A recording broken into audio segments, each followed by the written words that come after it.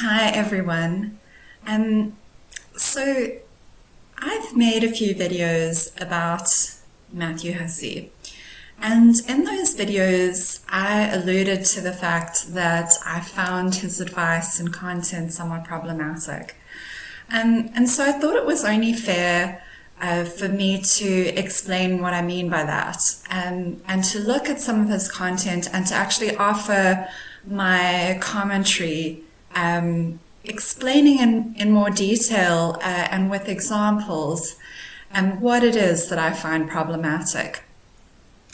I don't want to come across as simply being critical for the sake of being critical. I can assure you that's not my intention. I genuinely see something to be concerned about in this content that he puts out. So I went over to his channel to look for a video, or one of his recent videos that I could comment on. And it was a video he put out a few days ago, and I watched it till the end, and I noticed that I found some of the content in the video to be good, but I found the advice to be problematic, which is kind of what I expected. And at the end of this video that I watched, he talked about his confidence challenge, his 30-day confidence challenge that he's running at the moment, or that was about to start. So I thought, I am keen to see what this is about, and to perhaps use this confidence challenge as an opportunity for me to give fair and honest commentary on the kind of advice that Matthew Hussey is doing. Because in this confidence challenge, he is claiming to target people's confidence specifically, and that's one of the areas that I said I found a problem with his advice.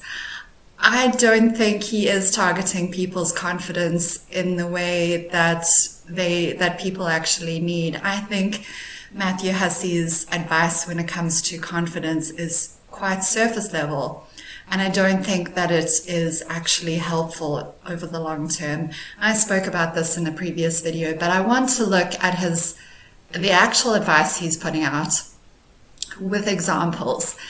So we're going to actually look at the video that he has to accompany this confidence challenge in this video today. And I have to admit, the cynic in me, the minute he mentioned a 30-day confidence challenge, and then he gave the website where you could go to sign up for the 30-day confidence challenge, the cynic in me immediately thought, he claims that the confidence challenge is free, and so I immediately thought this is a sales funnel. He is using this in order to harvest people's email addresses and funnel them into some kind of paid product. Now, you might remember, if you've seen the two previous videos that I put out, I said that this is something that he does. He offers free content, and it's always designed to funnel you into his paid products. Now, if you don't know, this is a common tactic used by dating coaches. They are taught to do this by their mentors. The idea is you offer free content that goes just deep enough that people get a taste of the kind of advice that you offer, but it leaves them wanting more. It doesn't address the problem completely, so they are hooked to want to pay for the paid service or the paid product that you are going to pitch to them in the free content. It's not just dating coaches who do this. Pretty much all motivational coaches or lifestyle coaches do this. It's one of the ways that they build engagement, and that they kind of get new clients. And they're always looking to expand their audience and expand their reach so that they can get more clients in and get more clients hooked into the paid products that they offer. Matthew Hussey does this a lot. He is, in my opinion, pretty famous for offering free like teaser bits of content, and he makes these little free websites with like bits of advice that you can use, and it's always a funnel to try and get you to pay for his paid products. And when I saw this 30-day confidence, this free 30-day confidence challenge that he was running, the first thought that I had was, I wonder if this is a funnel to try and pitch his retreat, which is what I spoke about in the previous videos, the retreat. It's his most expensive product. It's the one that he calls his baby. It's the one he's most proud of, and it's the one that he pitches the hardest, I would say. So that was my first thought. I wonder if this confidence challenge is actually just a funnel to try and get people to pay for his retreat and to market his retreat. What do you think? Do you think I was right? Do you think that the confidence challenge does actually end in a sales pitch for the retreat? I'm very interested to know, before you see this video, I'm very interested to know what you think, whether you think it is a sales pitch for the retreat or it isn't. Of course, Matthew Hussey doesn't say that right off the bat. He pitches it as a free, free workshop or free course that he's giving out to his loyal subscribers that is going to give them value without them having to pay money. He doesn't describe it as a sales pitch, or he doesn't allude to the retreat right at the beginning, because he's got to hook you first. Now, before we even consider the content itself, I'm already bothered by this because it's a bait and switch. So if you don't know, a bait and switch is where you kind of reel people in by giving them a particular impression, and then you switch the focus to something different completely halfway through. And in order to put them on the back foot, and it kind of, people are thrown off their balance, and you can often get people to let their guard down by doing this. But it's very manipulative, it's deceptive, and it kind of shows you that the intention was never pure and authentic right from the beginning. So without further ado, let's watch the confidence challenge video that he's put out. I want this to be an honest assessment from me, though, so I can assure you where I believe Matthew Hussey is offering good advice or good content. I will give credit where credit is due, but I am going to point out where I see issues as well. So let's watch it together.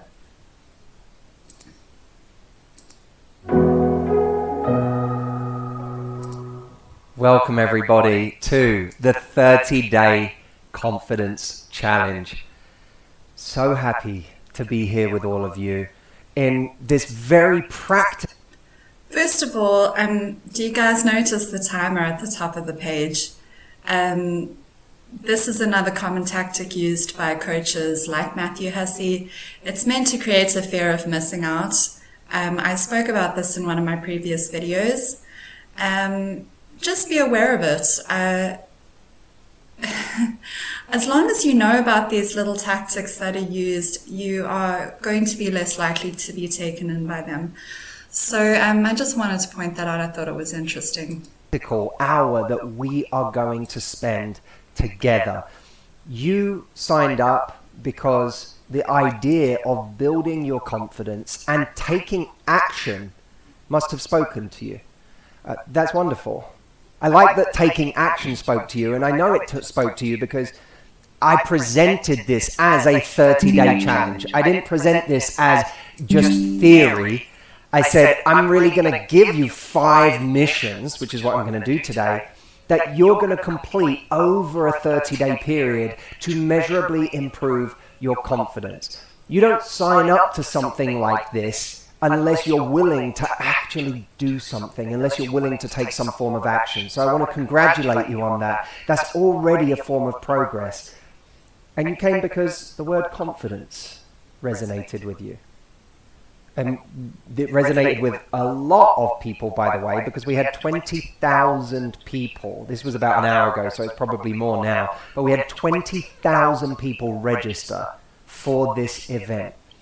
So that means that there is an enormous number of people like you for whom a lack of confidence is getting in the way of a fully lived life. What does a fully lived life mean? It's a life where we feel like we are taking advantage of all of our potential, of everything that we're capable of. What could feel more tragic than wasted potential, than getting to the end of our lives and feeling like I was capable of so much more? This is where the fear-mongering comes in. He's already starting with it. He's tapping into people's fear of regress, people getting to the end of their lives and feeling as if they haven't accomplished anything. So watch out for that. He does plenty of that in this video. And I want to point it out to me when the content that you're offering is powerful enough. You don't need to use fear to reinforce it. Yeah. You know, it's one thing to feel like I just can't, it's not possible for me, but it's another thing to know deep down that we're capable of more, to see other people who have our same limitations, who could use our excuses, who are living life more fully than we are, who are taking more risks than we are, and those risks are paying off. I hate this. Because he's tapping into real thoughts that people have. The thoughts that other people are doing better in their lives than we are, that other people are achieving things that we aren't, that other people are succeeding where we are failing, that other people have got it all going on, and that they're racing ahead in their lives and we're being left behind. These are probably thoughts that most of us have experienced at one point or another. And I would venture to guess that Matthew Hussey knows this. He knows that these are real thoughts that people have. Now, the truth of the matter is those are thoughts that we need to place in perspective. They're not the truth. They're not the reality. Other people are not racing ahead and we're being left behind. Other people are not always succeeding where we are failing. That is, fear and a critical inner voice that is talking to us when we are at our low points.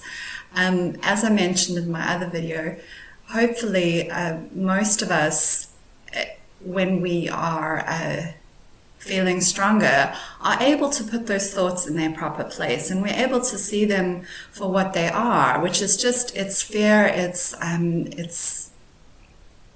kind of, it's not true. Other people are not doing so much better than we are. But instead of helping people to realize that, instead of encouraging people not to compare themselves to others, which is what I believe a good therapist or coach should do, Matthew Hussey taps into that fear. He uses it to help him promote the advice he's giving and to help him sell his product.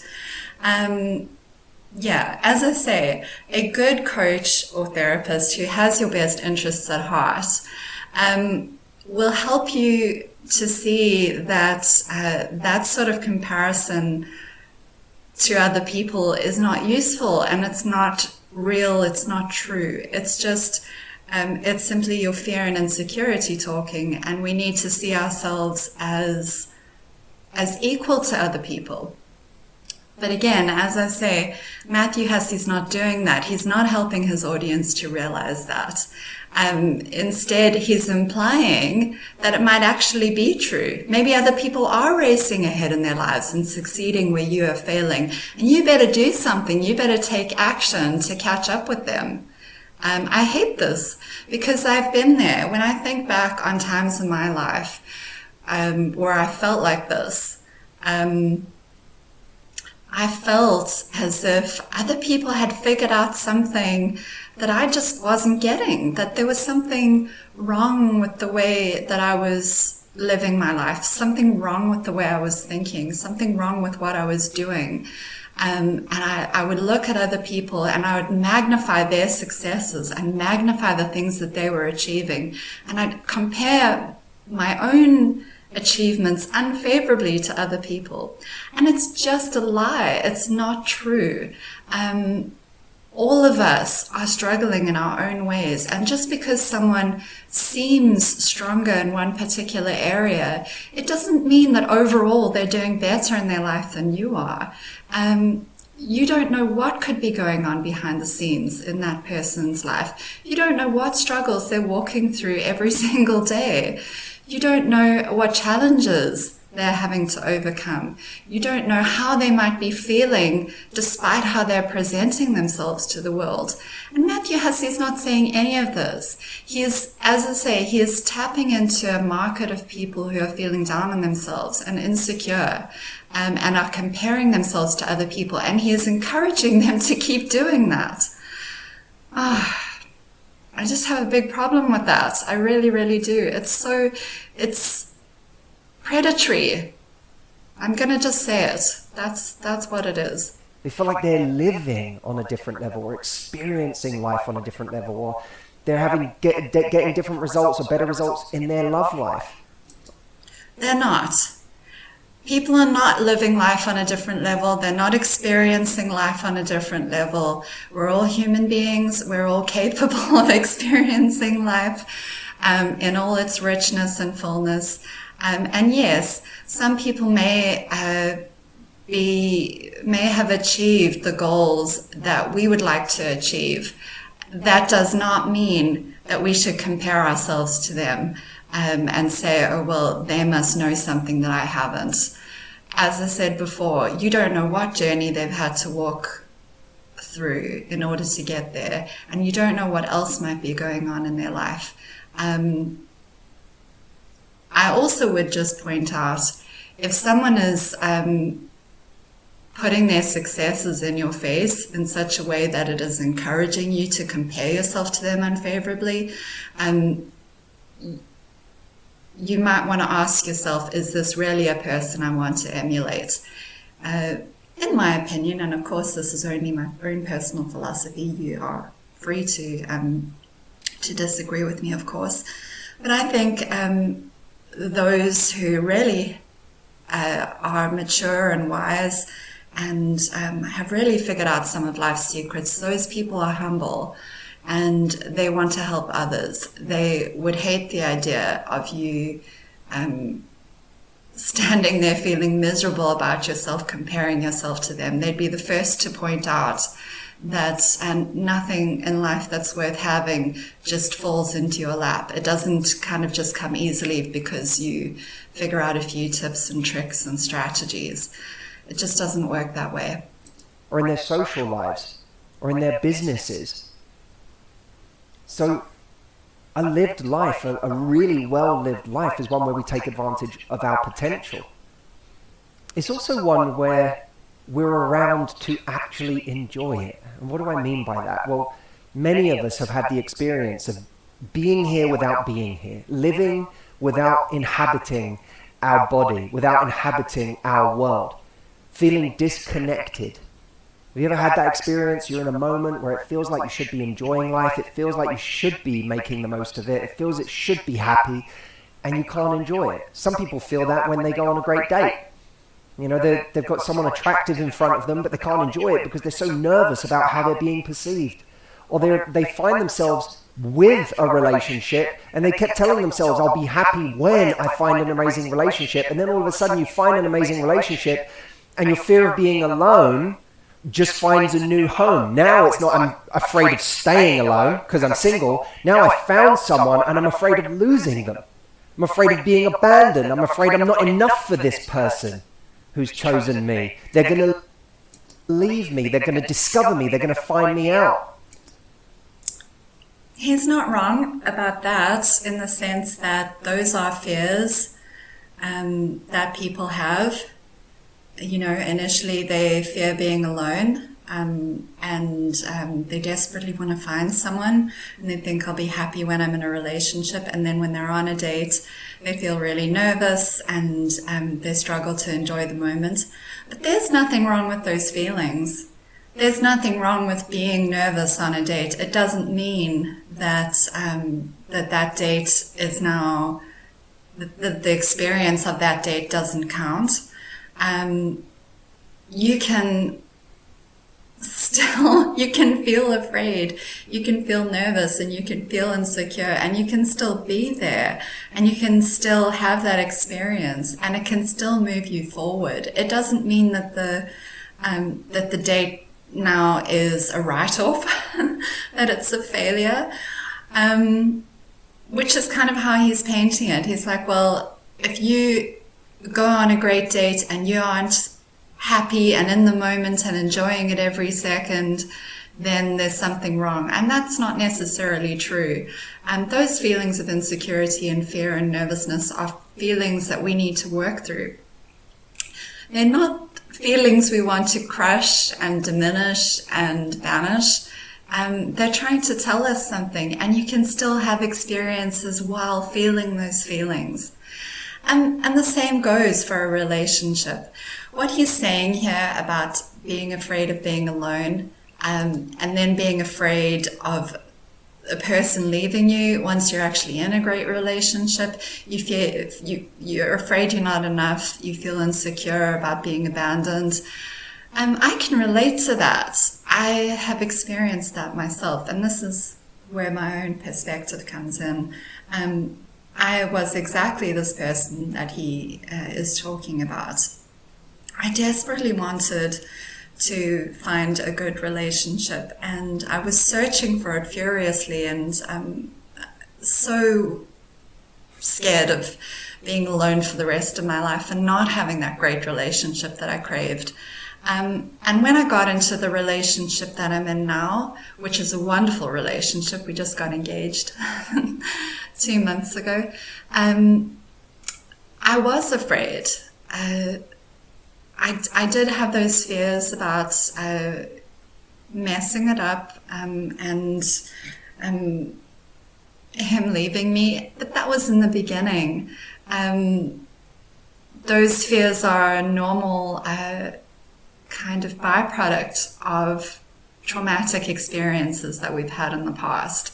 However, in the right relationship, those fears gradually fade over time, because the right person makes you feel secure. The right person calms those fears, doesn't aggravate them. And over time, you get to feel more and more secure and at peace and loved and comfortable in the relationship with the right person.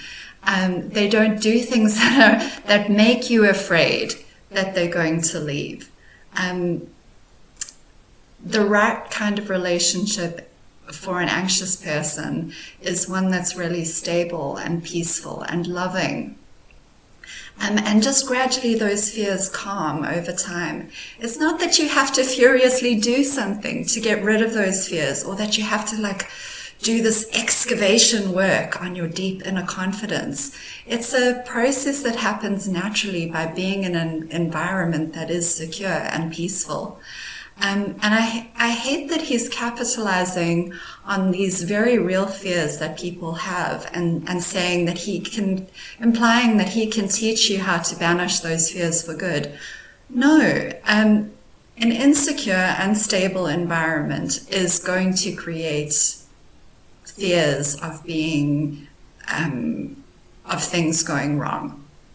A partner who makes you feel afraid that they're going to leave, is going to cause fears of being abandoned. But a partner who is consistent, who is loving, caring, kind, even-tempered, a partner who is who does things for you and shows their love for you and shows their commitment to you, is going to calm those fears over time, and your brain and your nervous system will naturally calm down because it's no longer in fight or flight mode. So that's my thoughts about that. And it's a big problem that I have with Matthew Hussey, is that he always suggests that the problem is with you, that there's something that you should be doing.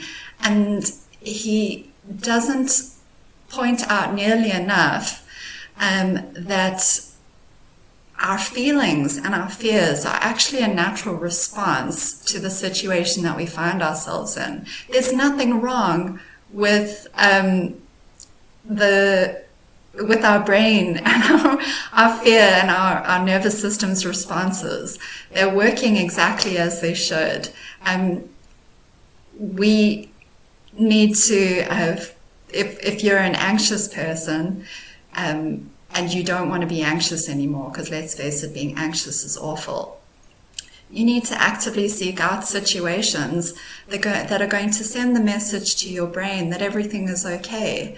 It's not that you have to frantically try and rewire yourself, because your anxiety is actually working just as it should. You've probably been in bad relationships and traumatic situations in the past, and that's how you developed the anxiety to begin with. It was a normal, natural survival response to the situations you were in. So I have a lot to say about that topic, and maybe I'll make videos about it and maybe describing my own experiences in more detail. But for now, I just want you to know my thoughts on that. And we're going to see this as a bit of a theme in this video. Some of us feel like that in our places of work. And when we're fearful, when we're anxious, when we lack confidence, it's not just that we don't go after all of the great opportunities for us in life, it's that we can't even enjoy the life we do have. When we're feeling insecure, when we're feeling anxious, when we're feeling fearful, we don't feel grateful. We don't feel happy. We don't feel connected. I disagree. I think you can feel anxious and grateful at the same time. I also think you can feel anxious and appreciate and enjoy your life. Anxiety is not a death sentence to your happiness.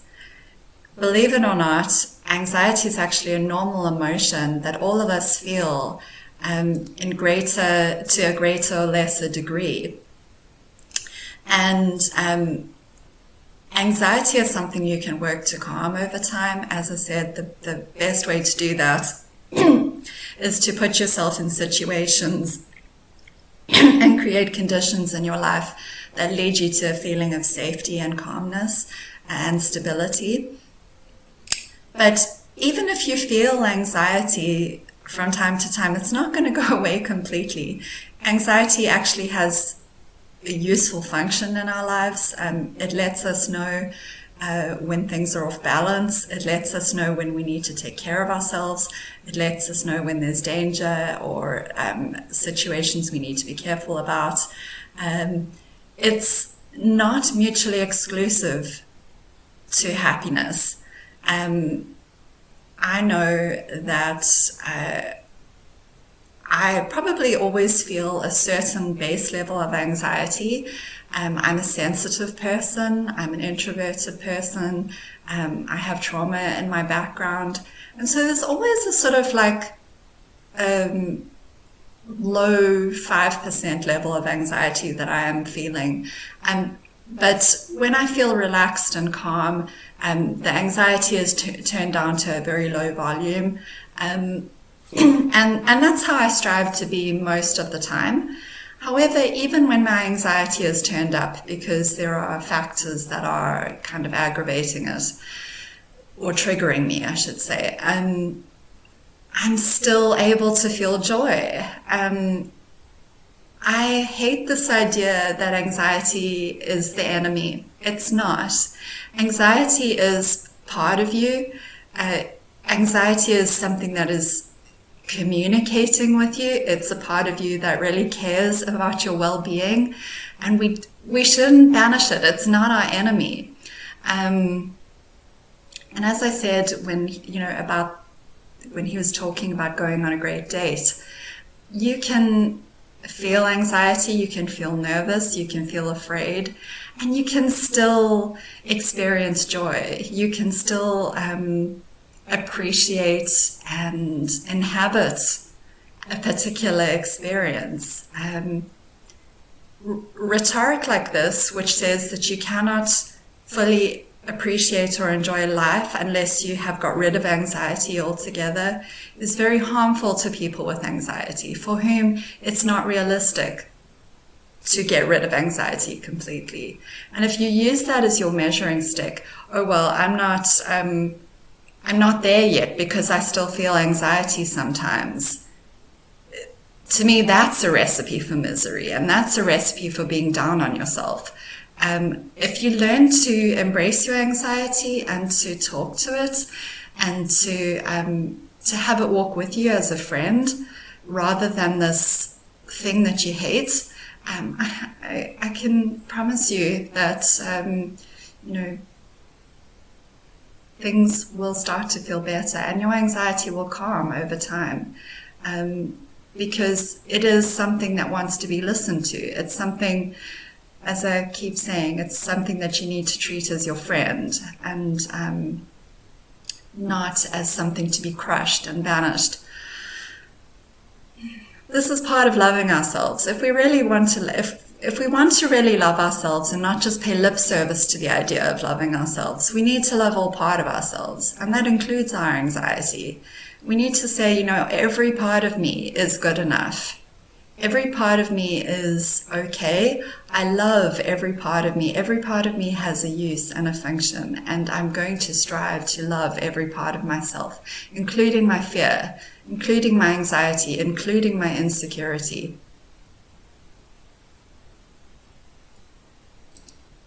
I have been speaking to people and coaching people for 15 years now, and I would say one of the top 3 phrases that I hear from people over and over again is, I feel stuck. I just feel stuck. Stuck in the relationships that I keep settling for, stuck with the anxiety that I've never been able to shake, stuck with my depression, stuck with being afraid that I'm not enough, stuck with my trauma. I'm going to go out on a limb here, and I'm just going to say, first of all, I'm not a mental health professional, so take my opinion as for what it is. It's just my opinion, just my perspective. However, I am someone who has experienced significant trauma and hurt and anxiety in their lives. I've experienced significant pain. And I've come to a point, I've also reached a point in my life where I do feel calm and relaxed and happy. And I do feel like I have achieved a good measure of success in some significant areas of my life. I'm in a wonderful relationship where I feel very loved and cared for. And I'm happy. I've overcome a lot. So that's the perspective I bring to the discussion. So take my perspective for what it's worth. But what I believe is that the stuck feeling that he's referring to here it comes from people fighting themselves. People think it's the depression or the anxiety or the trauma that's the enemy. If they could only get rid of that, then they would be happy. But what I've come to realize is that those so-called negative experiences or feelings, they're difficult, but they're necessary for us to make friends with. We need to try to understand what those things are telling you. And a good therapist is someone who's going to help you see what your anxiety and your depression and your trauma is saying to you. If you're still experiencing those things, it's because they're frantically trying to get your attention. If you keep reliving your trauma, if you feel anxious all the time, if you feel depressed, those feelings are desperately calling for your attention.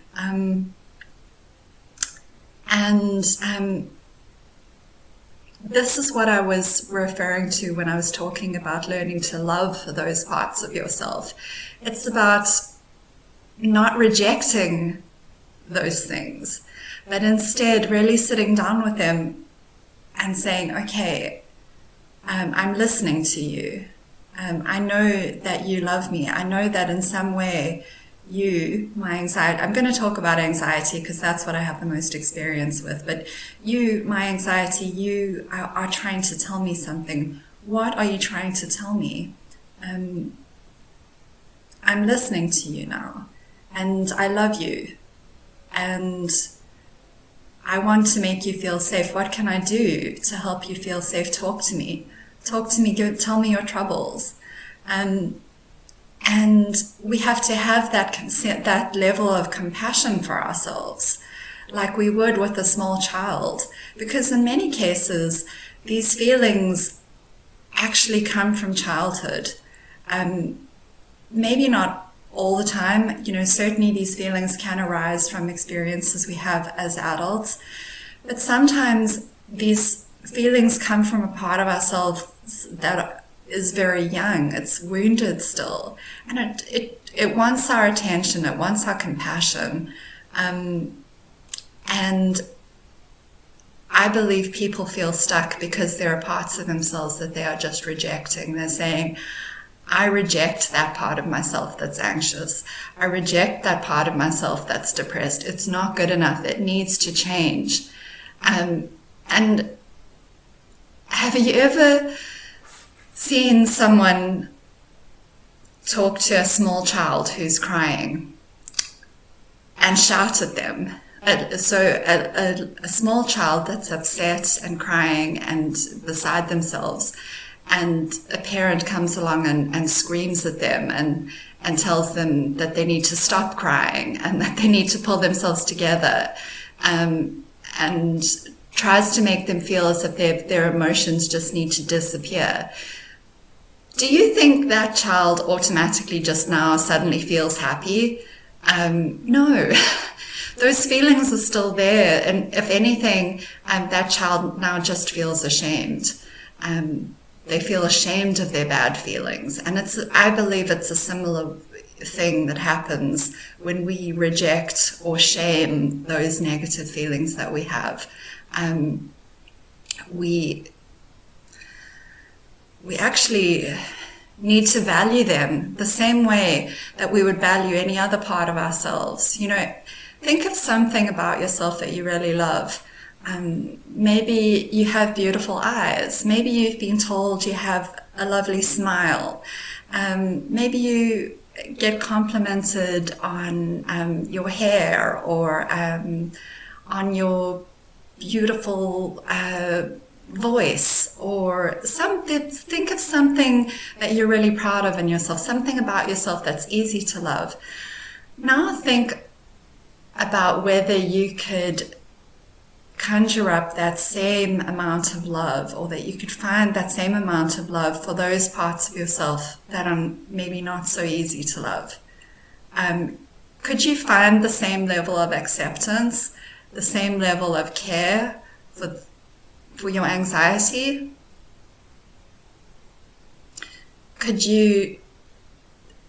That was what was difficult for me, but this was really for me,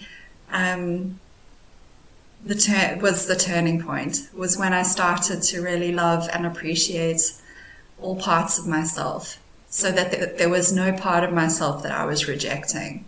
And it's not easy, but I believe that's what gets us moving again, because once all parts of ourselves feel loved and accepted, then they start to become unstuck. They start to feel secure, like I talked about in a good relationship, where someone makes you feel safe, where someone is consistent and loving and kind. Slowly the anxiety starts to calm down. And it's a similar thing when we show that level of love and compassion to all parts of ourselves. I don't think it has to do with confidence, like Matthew Hussey is suggesting. But let's continue to watch the video. Stuck with myself. I feel like I'm never going to change. I'm stuck with me. I'm never going to be happy. That's because when you're not listening to those emotions, they don't just go away. Just because you desperately try to suppress negative emotions, anger, anxiety, fear, they don't just evaporate. They run underground, and we continue to just feel resentful of ourselves that we can't get rid of them. So we need to stop fighting ourselves, in my opinion. And we need to use those emotions and those parts of ourselves that are trying desperately to communicate with us. We need to use them to help us. And we need to use them as skills and as momentum to help us move forward. Because the reason we feel stuck is that those parts of ourselves are not able to relax. They're not being heard. And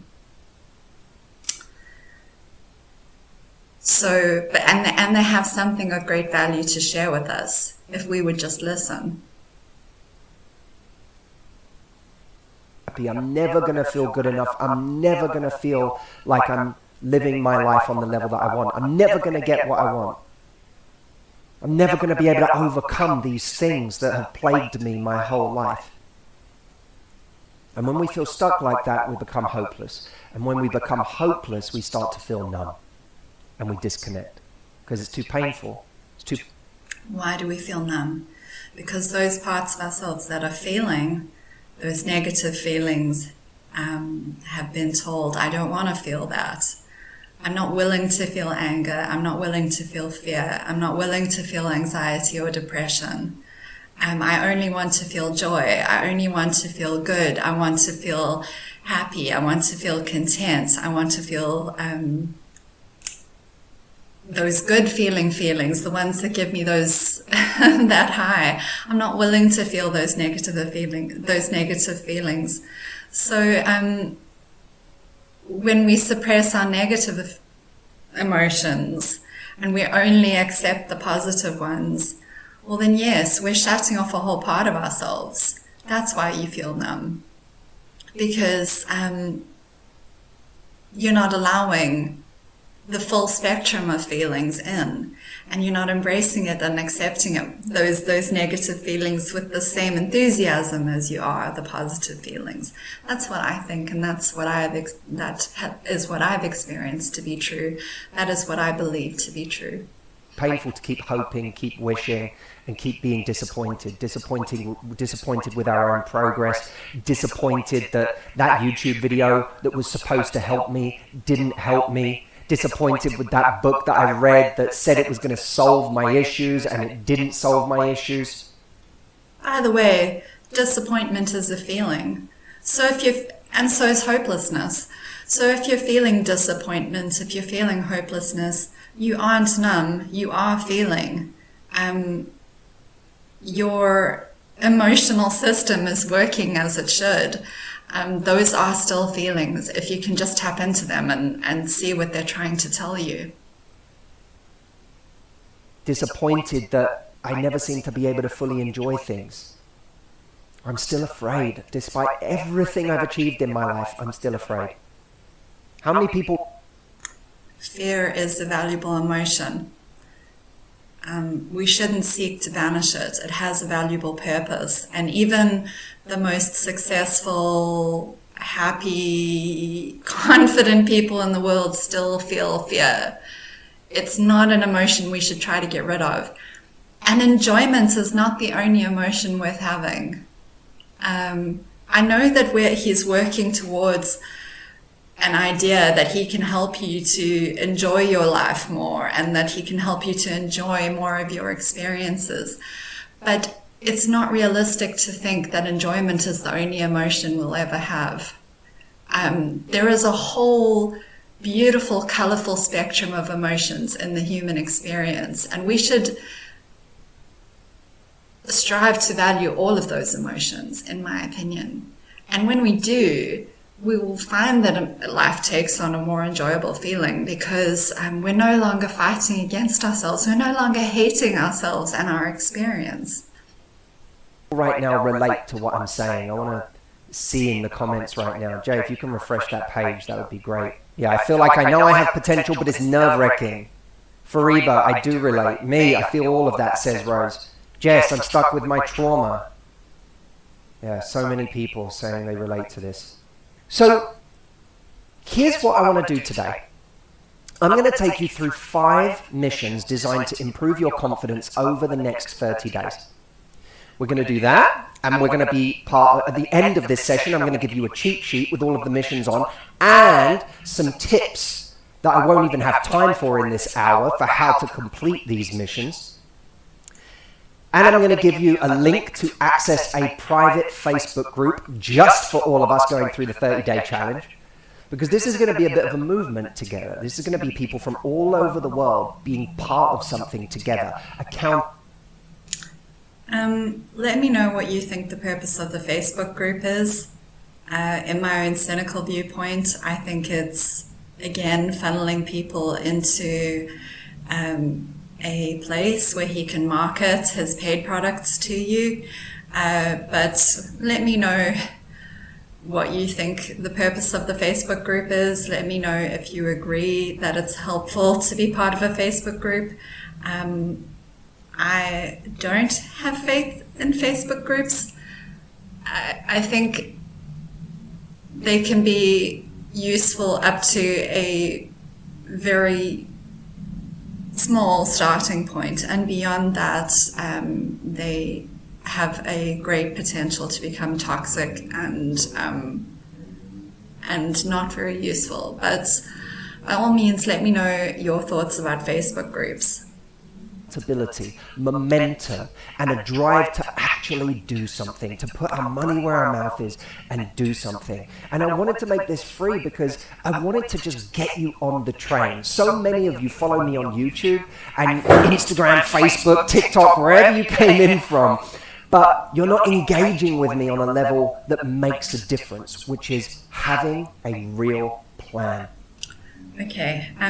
He says, you're not engaging with me on a level that makes a difference. What do you think he means by that? Because in my opinion, that's code for you're just consuming my free content, and it's not the right content. It's not the good stuff. And that's why you're not seeing any significant improvements and changes.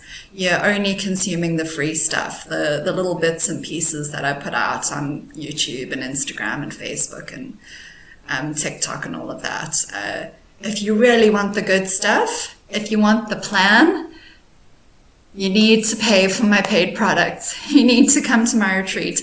That is what I get from that. When he says things like this, I believe it's code for that. What do you think? See, watching a YouTube video is great, but it's not a plan. What we're doing today, we're putting together a plan. So the plan is I'm going to give you these 5 missions.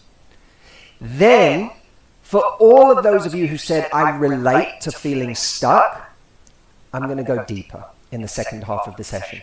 And I'm going to explain what's going on there, why that is, and what you can do about it. Because 5 missions alone over the space of 30 days aren't going to change something that's been there for a lifetime. But there is something that will.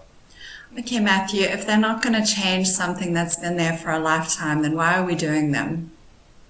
What is the purpose of these 5 missions?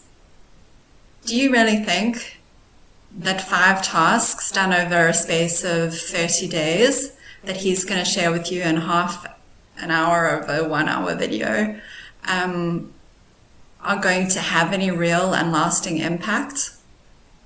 He's kind of admitting that they won't. And so I very much wonder what the something that will is. Let's see. So we're going to go through that too. Right now, here's what I want you to do for this session. I have one mission for you to do right now during this hour. Put everything else away. Every distraction, your phone, close other windows on your desktop that are just going to distract you. Turn off the TV in the background. Close the door if you've got people in the house with you. I want you to fully participate and focus here. Because one of the things that we have lost confidence in is our own ability to truly focus on something that's important.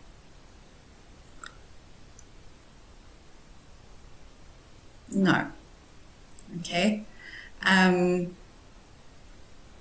Yes, it can be difficult to focus on something for long periods of time. But that's normal. Okay.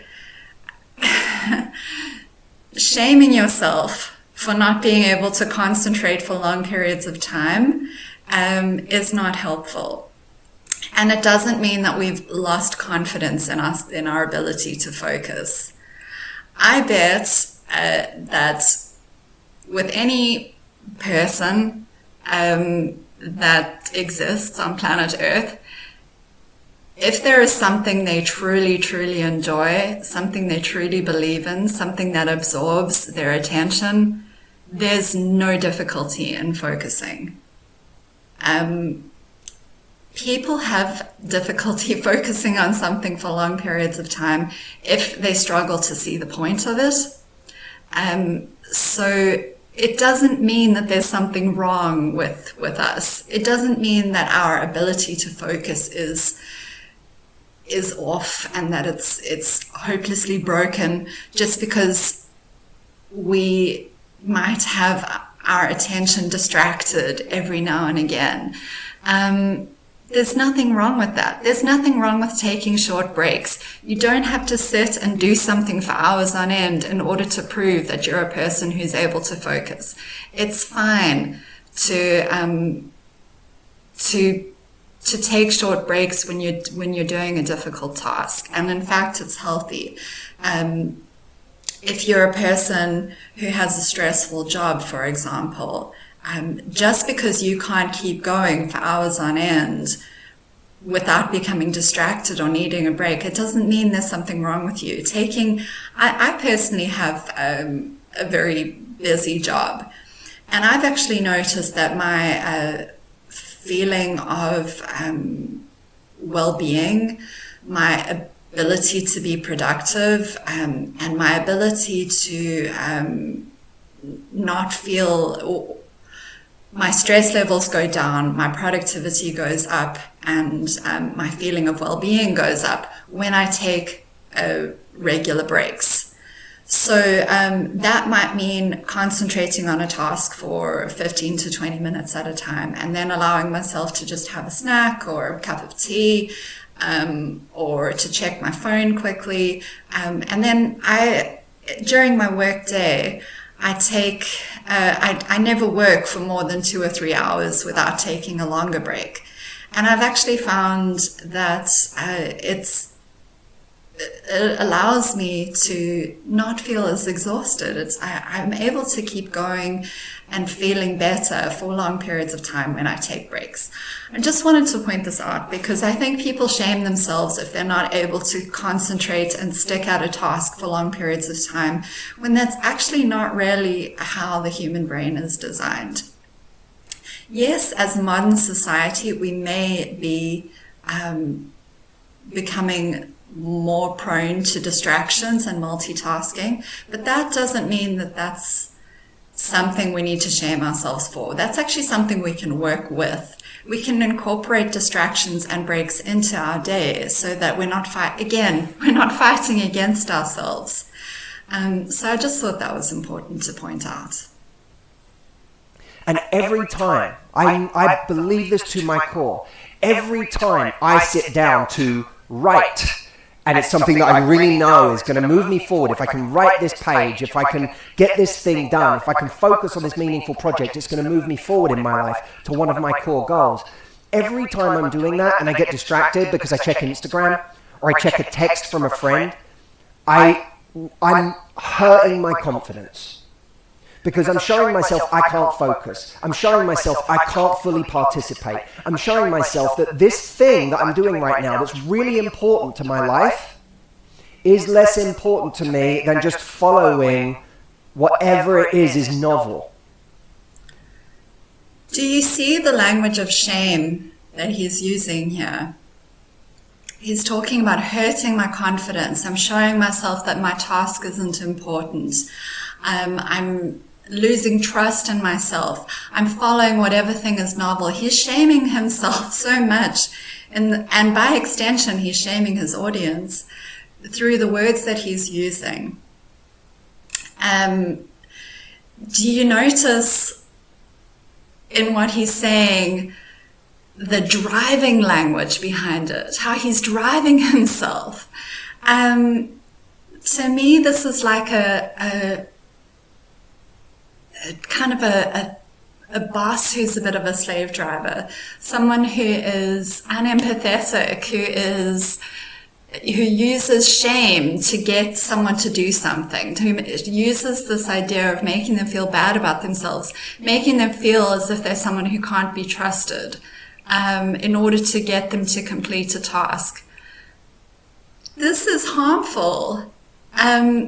And it's not as effective as working with ourselves and as using praise and positive reinforcement to motivate ourselves. We shouldn't be using language like this about ourselves. Oh, look at me. I can't focus. I can't concentrate on what's important. I'm just getting distracted by all these meaningless things. No, we should not be talking to ourselves this way. Matthew Hussey, you're actually breaking my heart here. I hope you don't really talk to yourself this way. It's so sad for me to watch. It really is.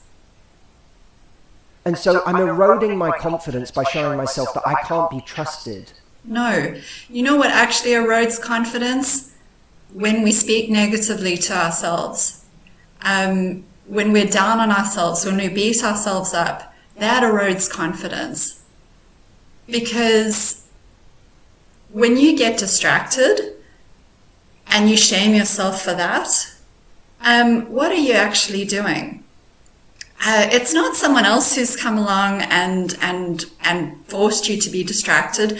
That's a part of yourself that's become curious. You're busy working on a task, and there's a part of yourself, maybe it's a childlike part of yourself, maybe it's a part of you that's imaginative, maybe it's a part of you that feels tired with the task that you're doing and just wants something else to quickly concentrate on. And you're saying to that part of yourself that's curious or imaginative or that's feeling tired, you're saying that part of myself is wrong. I shouldn't be feeling that way. I should be concentrating on this task. So you are shaming yourself. You're beating yourself up.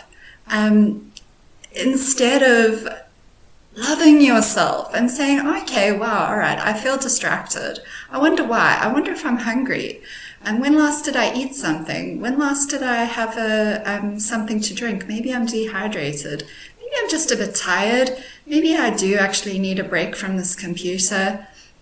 Maybe there's a playful, curious, childlike part of myself that wants to take a walk outside and take a bit of a break.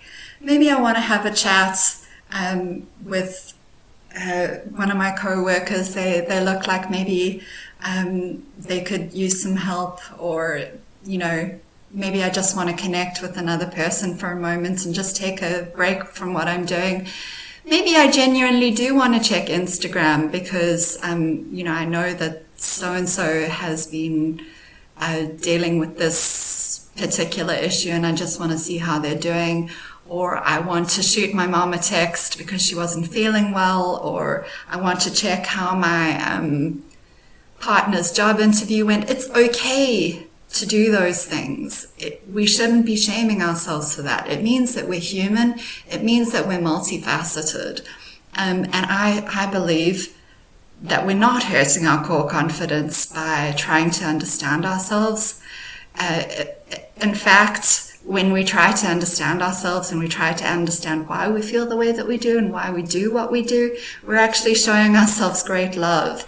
And that love and respect and trust that we build in ourselves is actually what builds true, long-lasting confidence, not this shame that he is talking about here. I don't like this at all.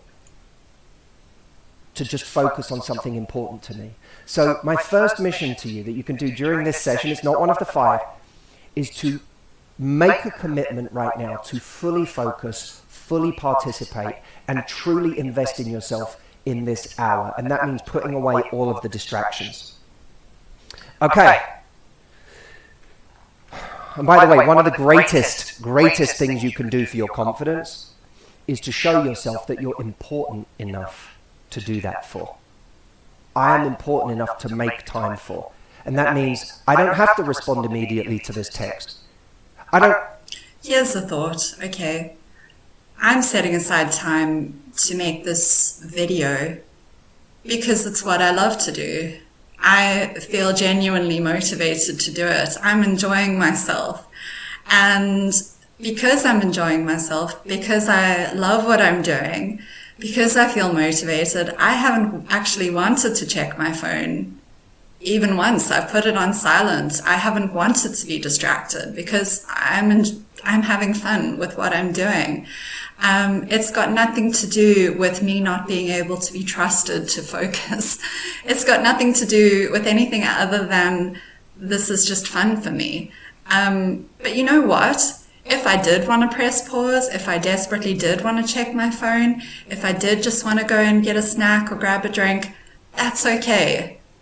You know, no one's going to die if I just take a break. And it's not going to hurt my long-term success just because I get distracted for a moment. So there's a thought. I shouldn't just be distracted by what someone else wants from me. This is for me. I showed up for me. Well, we have to take his word for it that this is for us, I suppose. He knows what's best for us. He knows that watching this video is going to be in our best interest, and we just have to trust him that that's the case. By the way, if you have friends and family that you know would benefit from this too, send them the link. Get them on board as well right now. Yes. Let me make use of your social network as well so that I can grow my audience even more without, and I can use you to help me do that. Okay. So, let's start with mission number 1 that we're going to do together over these 30 days. Mission number 1. I want you to do one thing to improve your appearance. One thing to improve your appearance. There is one of the things that's often said about overwhelm is if we want to fix overwhelm, do one small thing. If you're overwhelmed by your business right now and your business isn't performing, what can you do about that overwhelm? Tidy a drawer. It may seem completely unrelated to your business, but there is a momentum that we get from doing something small that gives us a sense of satisfaction, gives us a sense of momentum. That's what... I actually love this advice because I completely agree with it. Yes, doing one small thing is a fantastic way to fight overwhelm, and I actually love this tip because when you feel overwhelmed, you can feel a bit helpless and a bit powerless, and just doing one small thing shows you that you're not, that you actually have a tremendous ability to get things done, but just doing something small makes it manageable and achievable.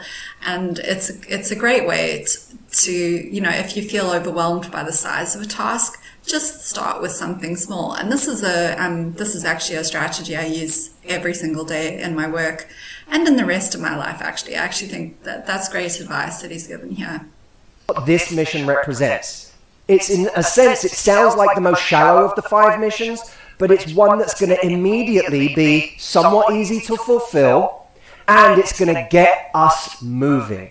Okay? So do one thing to improve your appearance. The big benefit of this is momentum.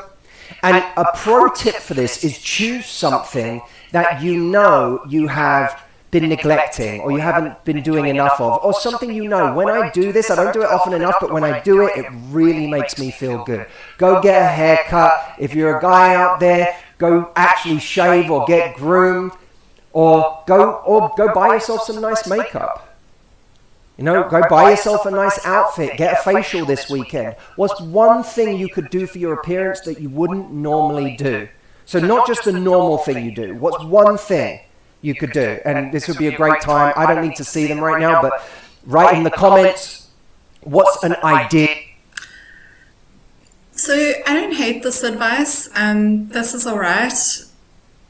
Do something to improve your appearance. But I would just say, if it's something people are not doing, if it's something they wouldn't normally do, which is what he's suggesting, there's probably a reason for that. I know I've only just started to go to a hairdresser to get my hair, to do the color for my hair. I used to do it myself, and I was never as happy with the results that I got when I did my hair myself as I am when I go to get it done professionally. But the reason I didn't used to get it professionally done was because I couldn't afford it. It was expensive. And it's only now, that I have a new job that I can actually afford to get my hair colored by a professional.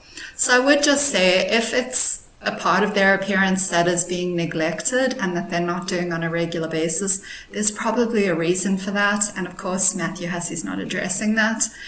People either don't have the money, don't have the time, don't have the energy.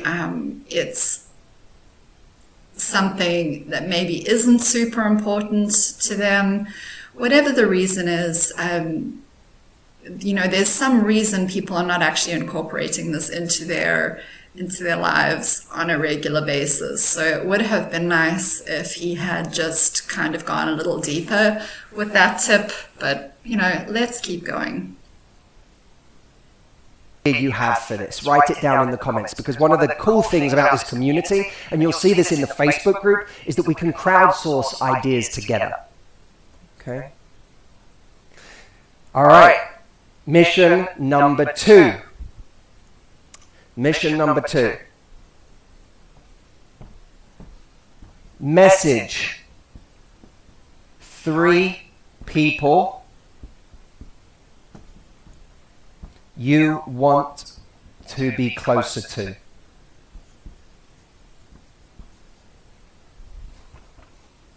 Message 3 people you want to be closer to.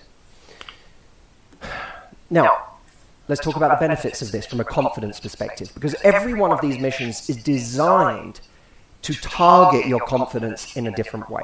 So this gives you the sense of momentum, and it also adds something physical. Right? When we look good, we feel good. So this is controlling. We can't control everything about how good looking we are in life or what we were born with, but we can make the most of it. So this is momentum and making the most of what we have.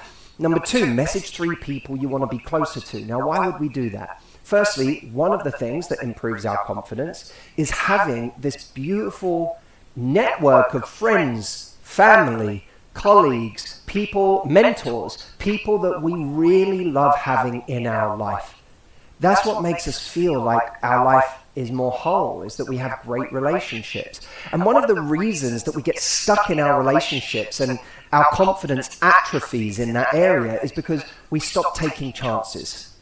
We get comfortable with the existing people in our lives. There are so many amazing people in the world. I'm reminded of this all the time. I meet people and I go, how did I not know you before? Or I'm learning so much from you. You're an amazing new person in my life. And they fulfill all different roles. Some become friends, some become people that I mentor, others become people that mentor me, others become people I do business with, some become my best friends. But these people add richness to my life. And our relationships, you know, you've heard it, I'm sure, that people on their deathbed, one of the things they talk about is, I wish I'd invested more in my friendships, in my relationships.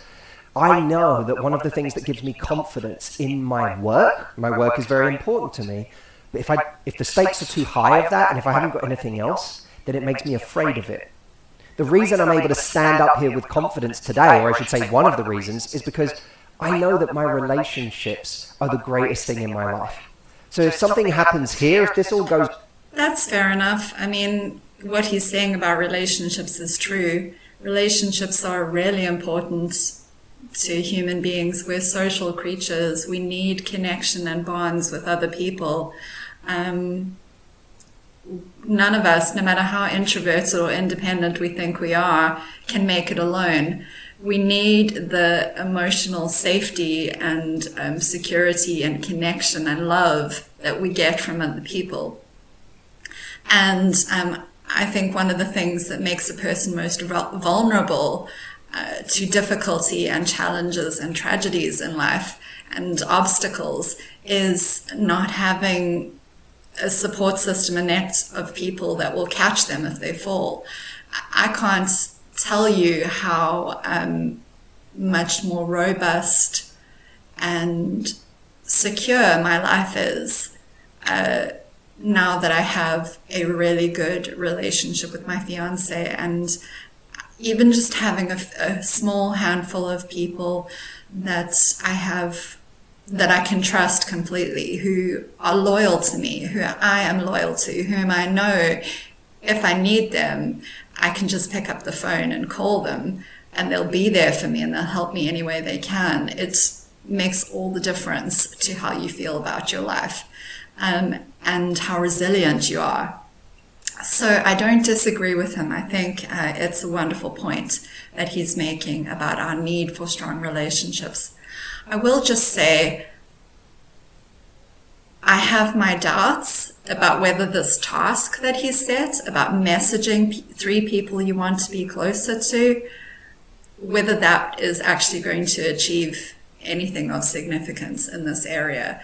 Because he uses the words people you want to be closer to, which suggests that you and this person are not already as close as you would like to be. Now, there will be a reason for that. And it's not necessarily going to be because you're not making enough effort. He's kind of encouraging people to make more effort in their relationships here, to take the initiative. But it's not always the fact that we're not taking initiatives is the reason that our relationships are not thriving. Sometimes because it's the other person isn't taking the initiative. Maybe we would love to be closer to that person, but they're not investing in us. We might be investing in them and making a lot of effort, but they're not reciprocating that. Now, how is messaging them going to solve that? It isn't. It's just going to prolong the inevitable. Our relationships, in order to be strong, in order to be truly supportive, both people have to be investing in them. And if we're the only ones taking initiative, if we're the only ones making an effort, then that relationship is ultimately doomed to failure. We might be able to prolong the inevitable for a while with our own effort, but I don't think Matthew Hussey should be encouraging that. Now, if we are truly the ones at fault, if we are not investing in our relationships, in the people who are there for us the way that we should, then yes, his advice is good. We should be showing our appreciation and our love for the people who deserve it. But we shouldn't be investing more of ourselves into people who don't deserve it. he hasn't qualified this statement about 3 people you want to be closer to. He hasn't said, well, these should be people who are actually deserving of your effort. These should be people who also want to be closer to you. He simply said people you want to be closer to.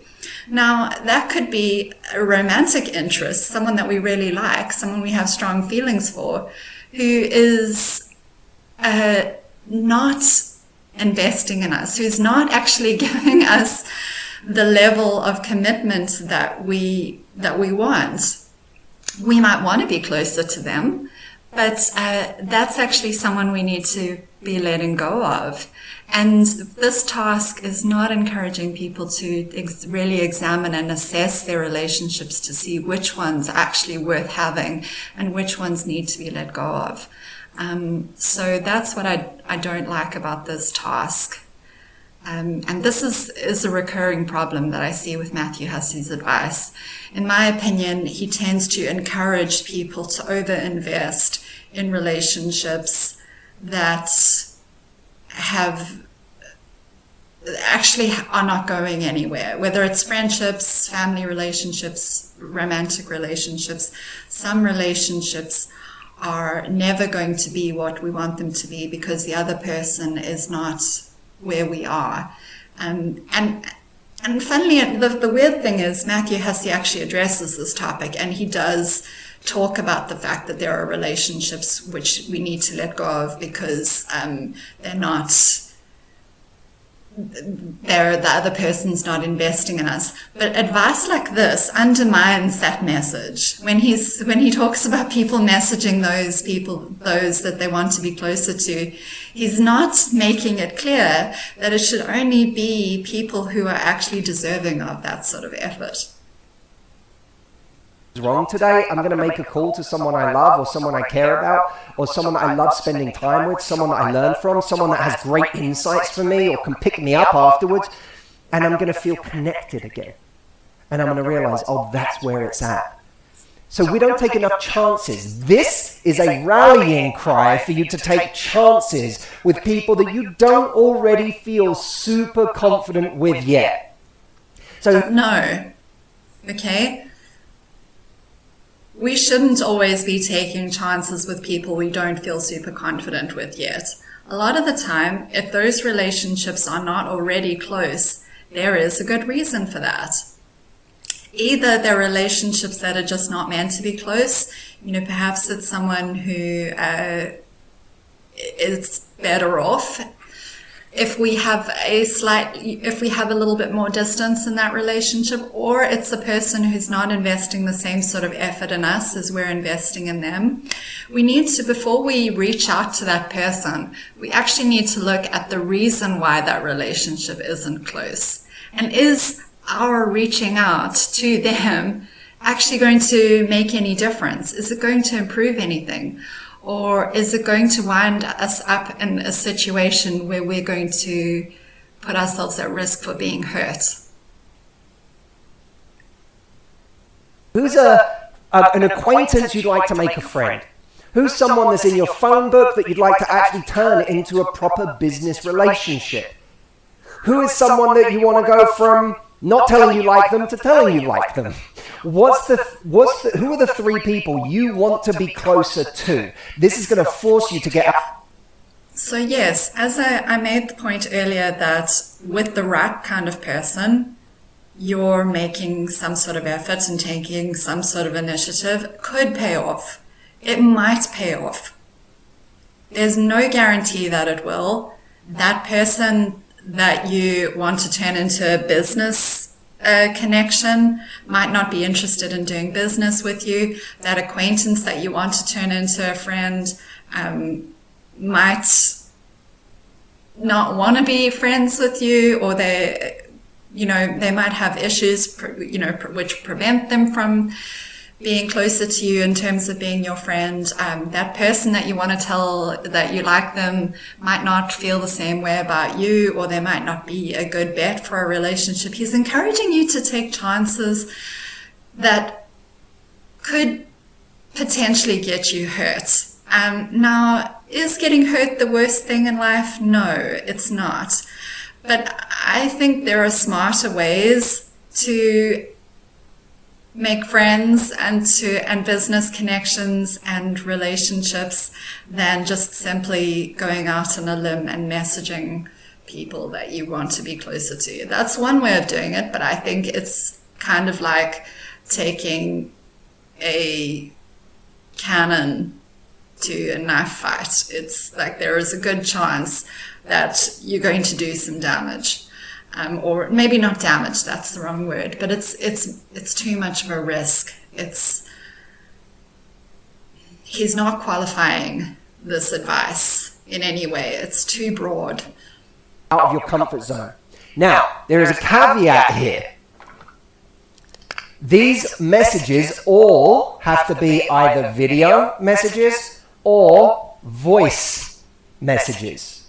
So a video message or a voice message, not text. There's something special about when we send someone a voice note. And the voice note could be, you know, hey, so-and-so, I was just thinking of you. I hope you're well. Working on some projects right now that blah, blah, blah. I heard you're doing this. I just wanted to say congratulations and acknowledge it because that's an amazing achievement. And tell you to keep going. Keep doing what you're doing. And I hope we can catch up soon. Like something like that. Or send them a video. One Christmas, I had Ed Milet, the business mentor, sent me a voice note just telling me how he was doing and his family, and it was very vulnerable. And me and Ed had only ever texted before, and that one voice note that he sent me brought us closer. Steve Weatherford, every ex-NFL player, every few months, he sends me a video. Notice how he feels the need to name drop. You can't just let these people be friends of his. He has to qualify and tell the audience who they are and the fact that they're famous and important so that, you know, by extension, he's more important. Not crazy about that. Just thought I'd point it out. And yeah, I mean, I think, yeah. A message of him saying, Matthew, I miss you. I just want to say hi. I just want to say how grateful I am for our friendship. And every time he sends one of these videos, it brings us closer. Now, you may not be at that level of closeness with someone yet. And if you're not, you can send a voice note instead of a video note, because a voice note is a little less intimate than a video note. But at least one of them has to be a video, and two can be a voice note. But all of them have to. I will just point out, some dating coaches make a big thing of you have to speak to someone on the phone. You can't just communicate via text, and this is kind of what he's doing here. But what I would ask is, why are you not seeing this person in real life? I realize that phone calls and text messages are necessary sometimes in order to make arrangements to see someone in real life. But he's going on about how a video or a voice message is more impactful than a text message, and maybe it is.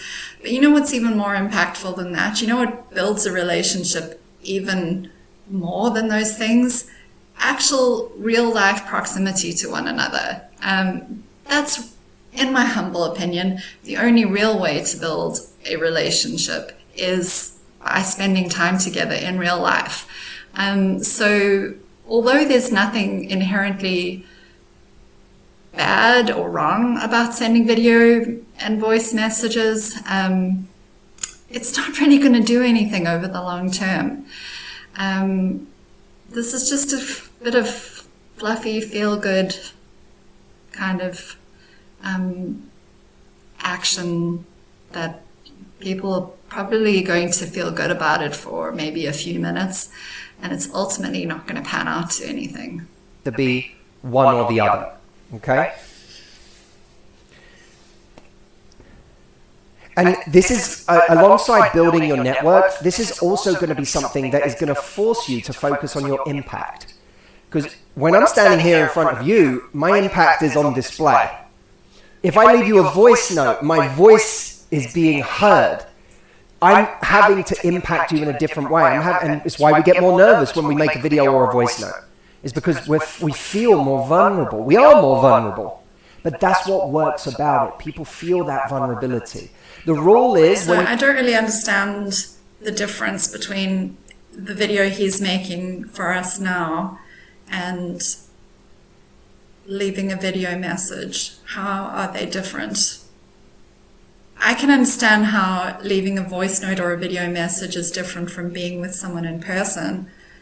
I don't really understand how leaving a voice note or a video message is more vulnerable than being with someone in person.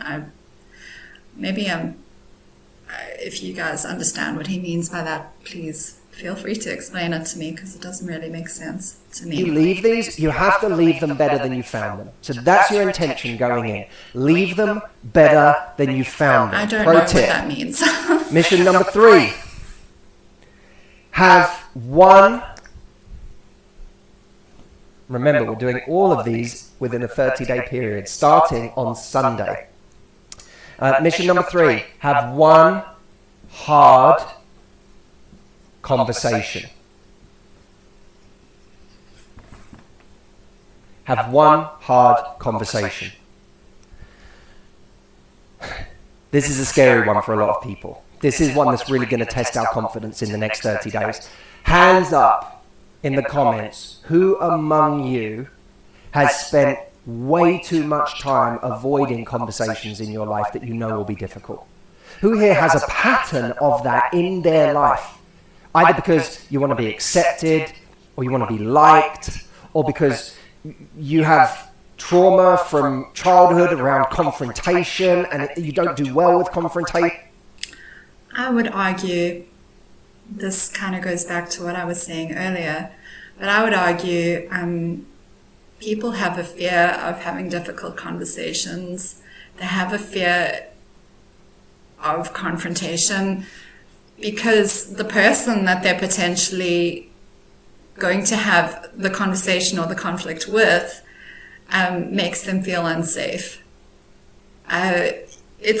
We're not generally afraid of speaking to everyone. You know, I would guess that pretty much everyone has at least one person in their life that they're not afraid of speaking to. Maybe it's a grandparent, maybe it's a best friend, maybe it's a brother or sister, mom, dad, whoever. But most of us have at least one person that we feel safe having difficult conversations with, because that person makes us feel safe. They make us feel that we can tell them anything. And if you don't have at least one person in your life like that, please get someone in your life like that. Everyone deserves at least one person in their life who makes them feel like they can tell them anything, including things that might be hard to hear. And if we're afraid of having that sort of conversation, those hard conversations, as he says it, it's probably because we're afraid of the other person's reaction. And why is that? That's not just an irrational fear that's solely our problem. It's probably because that person has made us feel at some point that conversation might not go well. So if it's a boss, that boss might be a bit authoritarian. They might be not very respectful of us. We might feel that our job might be in jeopardy if we have a certain hard conversation with our boss. Maybe if we feel that it might hurt the relationship with our boss and they might resent us.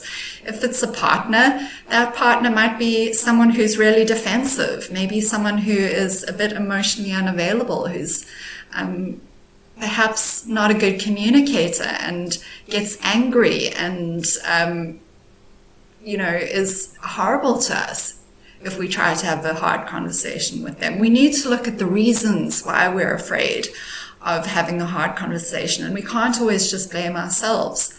It could actually be the other person doesn't make us feel safe to have that hard conversation.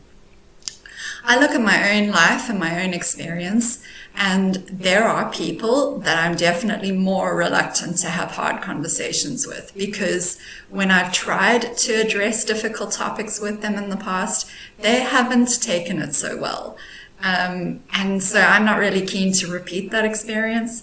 And yet there are other people, like my fiance, whom I can have hard conversations with pretty easily because they make me feel so safe. They make me feel as if I can talk to them about anything and they're not going to blow up. They're going to hear me out. They're going to try to understand me. So although, yes, if you have a pattern of avoiding talking about things, and you just don't like communicating full stop, perhaps that might be something you might need to look into. If you're just someone who really just hates having any conversation that's the slightest bit difficult, maybe that's something you need to work on. But I think you also really need to look at how safe is this other person making me feel to have the conversation with them. Because that is a legitimate concern. Before we have a difficult conversation, we do need to consider how that person is going to react.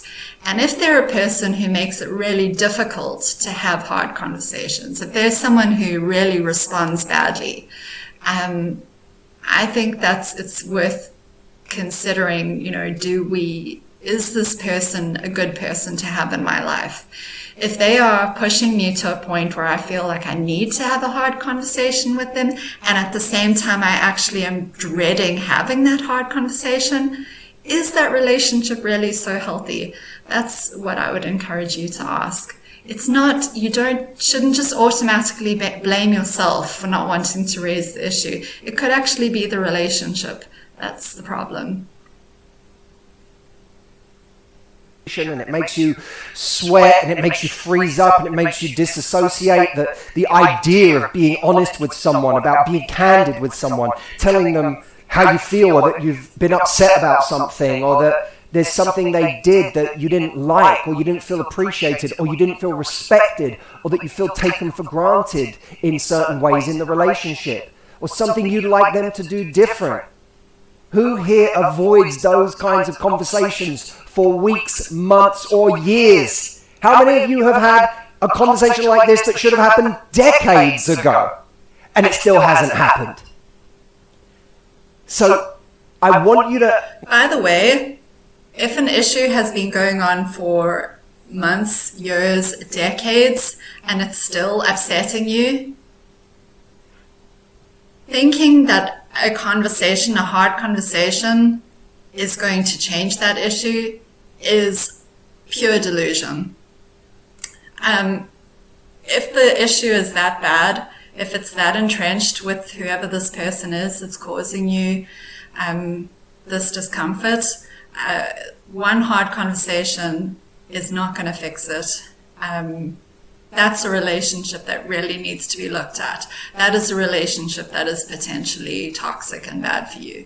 I'm just going to, put that out there because he's not going to say it. He's going to make you think that it's your own reluctance to have a hard conversation that's getting in the way of your happiness. You should have had this conversation ages ago, and that's why you're stuck, and that's why you're in the situation that you're in. No. This person is upsetting you. They're causing you some kind of frustration, some sort of anguish, and they're also somehow making you feel as if it's not safe to talk to them. Otherwise, you would have had this conversation a long time ago. And yes, as I mentioned, perhaps you do have a problem with communication. Perhaps you do find that sort of thing difficult. But I would almost guarantee that that's not the only reason the conversation hasn't happened, and that's not the only reason that the issue is persisting. Notice that feeling that you feel right now, because as soon as I say, the first mission, everyone's like, oh, I got this. I can do this. I can get a facial. This challenge is going to be easy. And then by the time I get to number 3, all of a sudden people's stomachs start to churn, because they're like, oh, I'm gonna have to do something difficult here. And by the way, notice how he's subtly belittling his audience. He's right off the bat, he's assuming that people don't want to do hard things. oh, the parents thing is easy. Message 3 people. I can do that. Oh, having a hard conversation.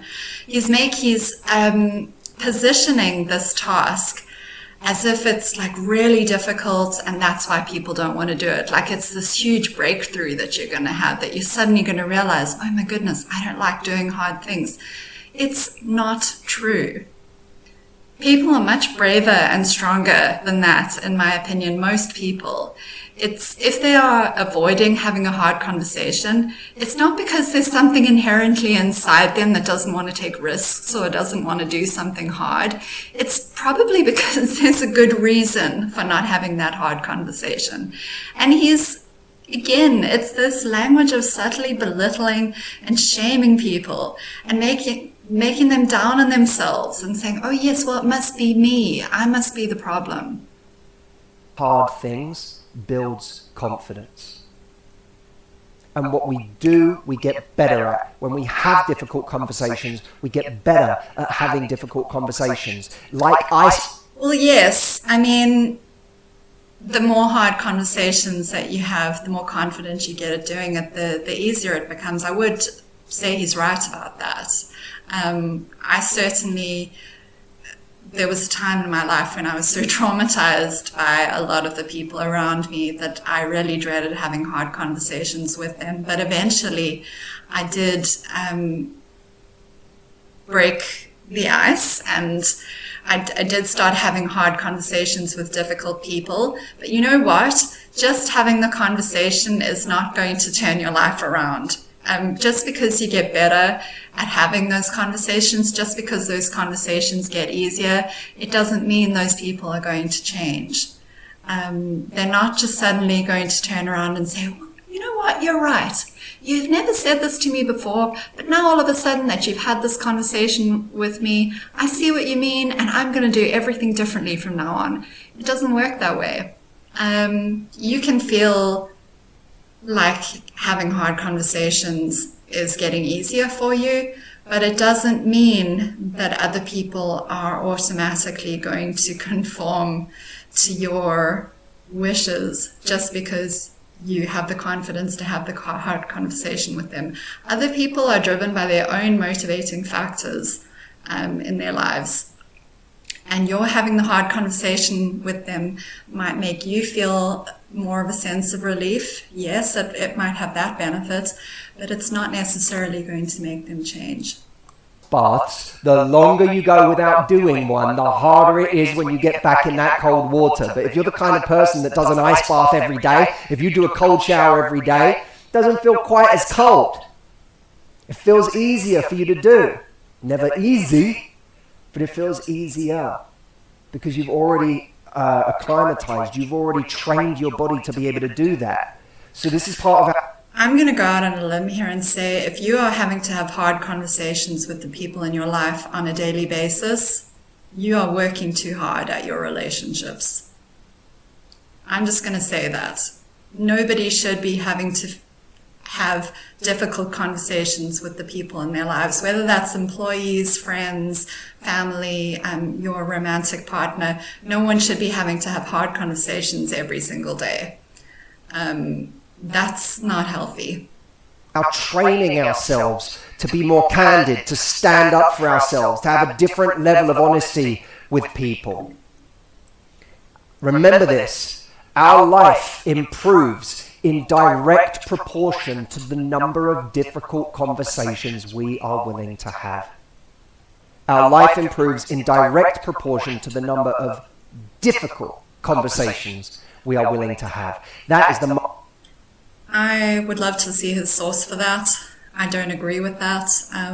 Let me know if you guys agree, but I would love to know why he thinks that your life improves in proportion to the number of hard conversations that you're willing to have. As I said, we can't control other people. We can have a conversation with them, but ultimately the only person we can control is ourselves. And if your relationships with other people are filled with so much discord and angst that you're having to have difficult conversations people all the time. To me, I don't know, that doesn't sound like a very peaceful, happy life to me. And again, as I say, I would love to see his source. Is there research to back up the idea that your life improves in direct proportion to the number of hard conversations you're willing to have? Let us know, Matthew. Mark of an amazing relationship. That's a mark of an amazing parent-child relationship. That's the mark of an amazing partnership in business. It's the mark of an amazing event like today, where I mean, I do agree with him in the sense that you should be able to feel safe enough to have those conversations. That is the mark of a good relationship. If you feel safe enough with a person that you are friends with, in a relationship with, in business with, or like that you work with, whatever the relationship is, if you feel safe enough to have a hard conversation, no matter what the topic is, and you feel secure that that person is not going to respond really badly to it, that is a hallmark of a good relationship. You should feel safe in your relationships, that you can have those conversations. You shouldn't be having them all the time. Your relationship shouldn't be so fraught with problems that you're having to have them all the time. But you should feel safe to have those conversations when they are needed. To impact you, and in order to impact you, I have to be willing to say difficult things. Now, here's the pro tip for this one. I don't want you, because one of the things that's going to make you insecure is thinking you have to go and deliver this conversation perfectly. I want you to scrap the need to be perfect in your delivery and instead focus on your intention. What's my intention here with my mother? What's my intention here with my brother? What's my intention here with this colleague or with this person that works for me?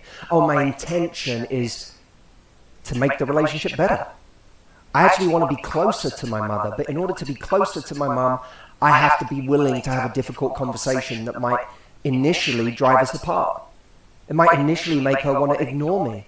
It might initially make her angry, and then me angry. There's going to be consequences.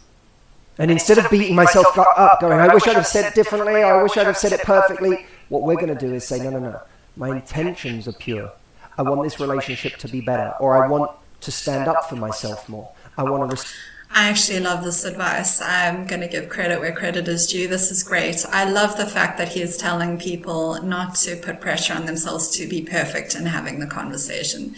Because I think that can create a massive amount of pressure if we feel like we have to have the conversation perfectly and use all the exact right words.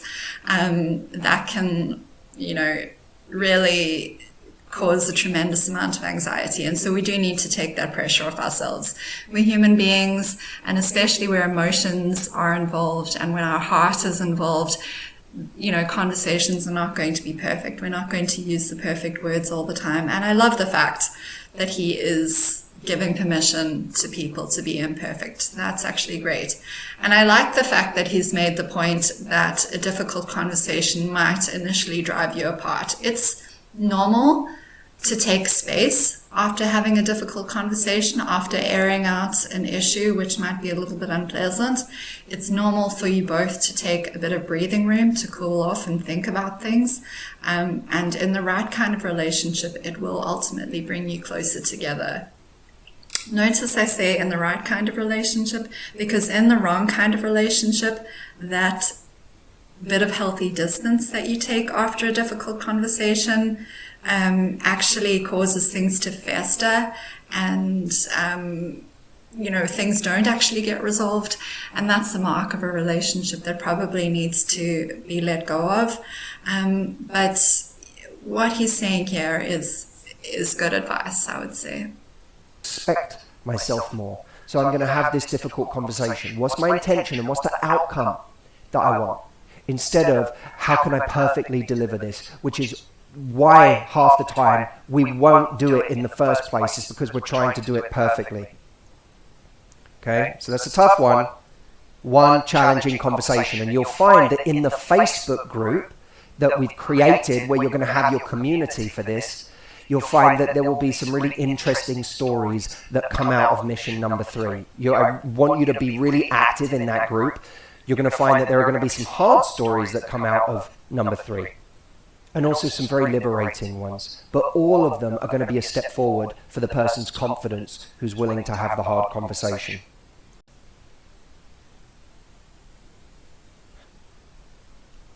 Do one thing this month, in the next 30 days, that breaks with your normal routine. Break with your normal routine.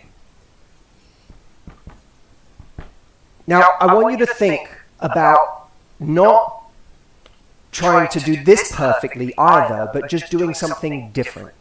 So go to a restaurant you would never normally go to. Visit a part of town where you feel like a stranger. Go do a skill, but go to a class where you don't know anything about that skill, where you're not good at it. And the pro tip for this is to be prepared to suck at it.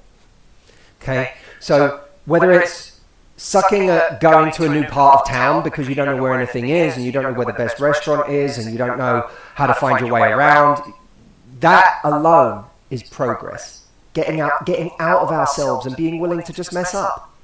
Being willing to not know the best thing to do. Right? Just go to a new part of town and get lost. Or go to a restaurant and order something different. A new restaurant. Or hang out with a person you would never normally hang out with. Someone that you would never normally ask to coffee. Right? Instead of asking the same old friend you see every single week, ask someone new. Someone you want to be a little closer to. Or try something that you know you won't be good at. Right? Go and be an amateur. Go and not know where what am I supposed to do here? Go take a jiu-jitsu class and be like, I don't know how to tie my belt. Audrey's laughing at me because she's like, of course he was going to say jiu-jitsu at some point in this hour. Go take a class and be like, oh, I don't know how to do my belt up. I feel just like an idiot here. Be that person. Break with your normal routine. When we do this... I personally love this tip because, on a personal level, because I immigrated 2.5 years ago to a country I'd never been to before, and I knew no one when I got here, and everything was unfamiliar, and I felt hopelessly out of my depth for months when I first got here, and everything was new, and I just felt completely like a fish out of water for quite a while. I don't anymore. Ireland feels like home to me now, but it's something which was a massive leap of faith for me. I wouldn't say that it built my confidence to do that. I would say it was an act of expressing confidence that was already there. So like this tip, the way he's explaining it kind of tickles me because of that decision that I made. And a lot of people said to me, I don't know if I would have been able to do what you did, uproot yourself and go and move by yourself to a completely different country where you didn't know anyone and where you were unfamiliar with it. And I guess I didn't really think of it that way. I didn't think of it as an act of kind of boldness or courage or confidence at the time. I saw it as something I had to do. It was something internally that was propelling me forward. If someone had told me to do it, someone had come along and presented it as a suggestion to me, okay, if you do this, you will feel more confident. I wouldn't have listened personally. I don't like being told what to do. And I guess maybe that's why I have a bit of a problem with coaches like Matthew Hussey, who come along and present the solution to you, and all you need to do is put it into action. They're basically kind of taking all the guesswork and all the thinking out of it. To me, confidence doesn't really work that way. The journey that you walk through in order to get to the point where you feel like you can completely break from your routine, is not something you can just gloss over. You can't just kind of skip to the end of the book and like just gloss over all the work that it takes to build your confidence and to build your sense of boldness and courage, and just do the action and think, okay, well, that's just going to fast track me to having the confidence that I want. In my opinion, it doesn't really work that way. There were lots and lots and lots and lots of little small steps and milestones and pieces of growth that I had to do along the way before I got to the point where I could uproot myself and move myself to a completely different country and start a whole new life all on my own. It wasn't something that I would have been willing to put myself through without all the work that led up to that point, and I wouldn't recommend that. You should only do something that's massively outside of your comfort zone if you feel like you are ready for it, if you feel prepared.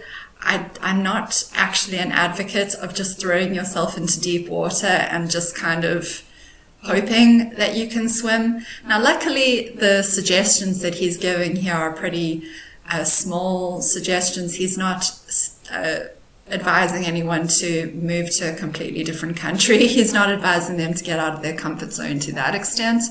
He's just suggesting that they do small little things that are outside of their normal routine, like going and eating at a different restaurant or ordering a different meal or having coffee with a different person. There's nothing wrong with doing those things. There's nothing inherently bad about this advice. I just doubt personally whether it will achieve very much. I think it'll be probably a nice, fun experience that lasts as long as the activity lasts, and then you'll go back to your normal routine, and that'll be that.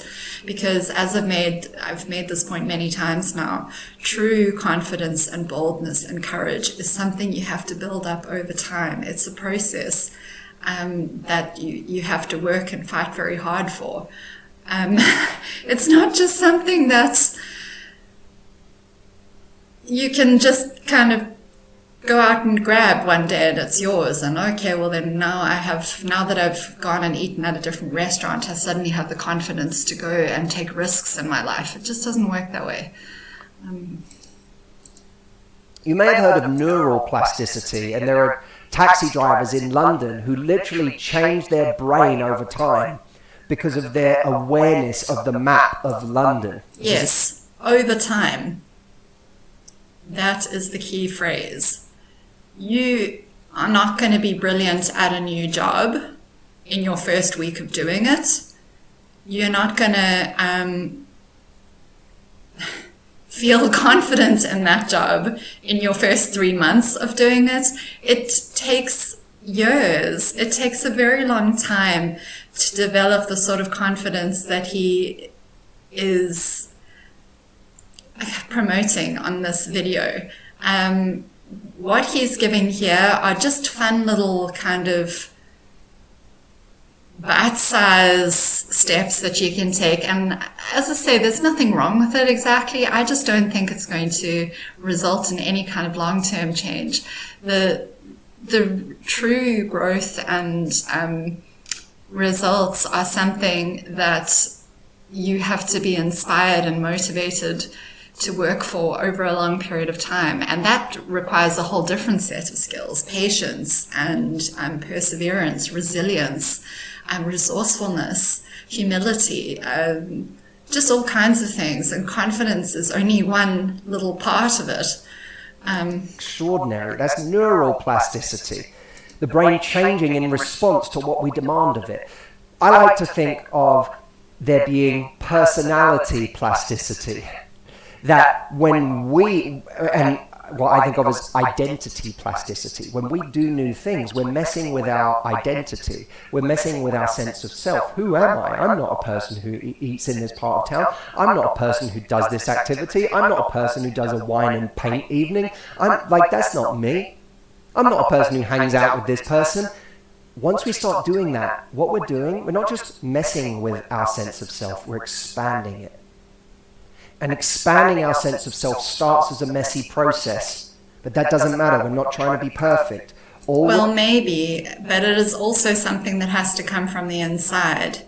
And it's not going to happen just because someone like Matthew Hussey suggests that you try out a wine and paint evening, or that you eat in a different restaurant. It's something which has to happen on a deeper level inside us. It has to come from us.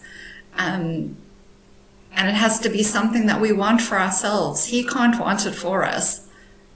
What we're doing is doing something new in the next 30 days, being prepared to suck at it, killing our ego. One of the best bits of advice I've ever received. I received it from my boxing instructor about how to be confident going into the ring when you fight someone. One of the things he said to me is, kill your ego. Kill your ego. Your ego is what's making you afraid. Your ego is what's making you feel like, oh, I don't want to get hit here. I don't want to lose. That's ego.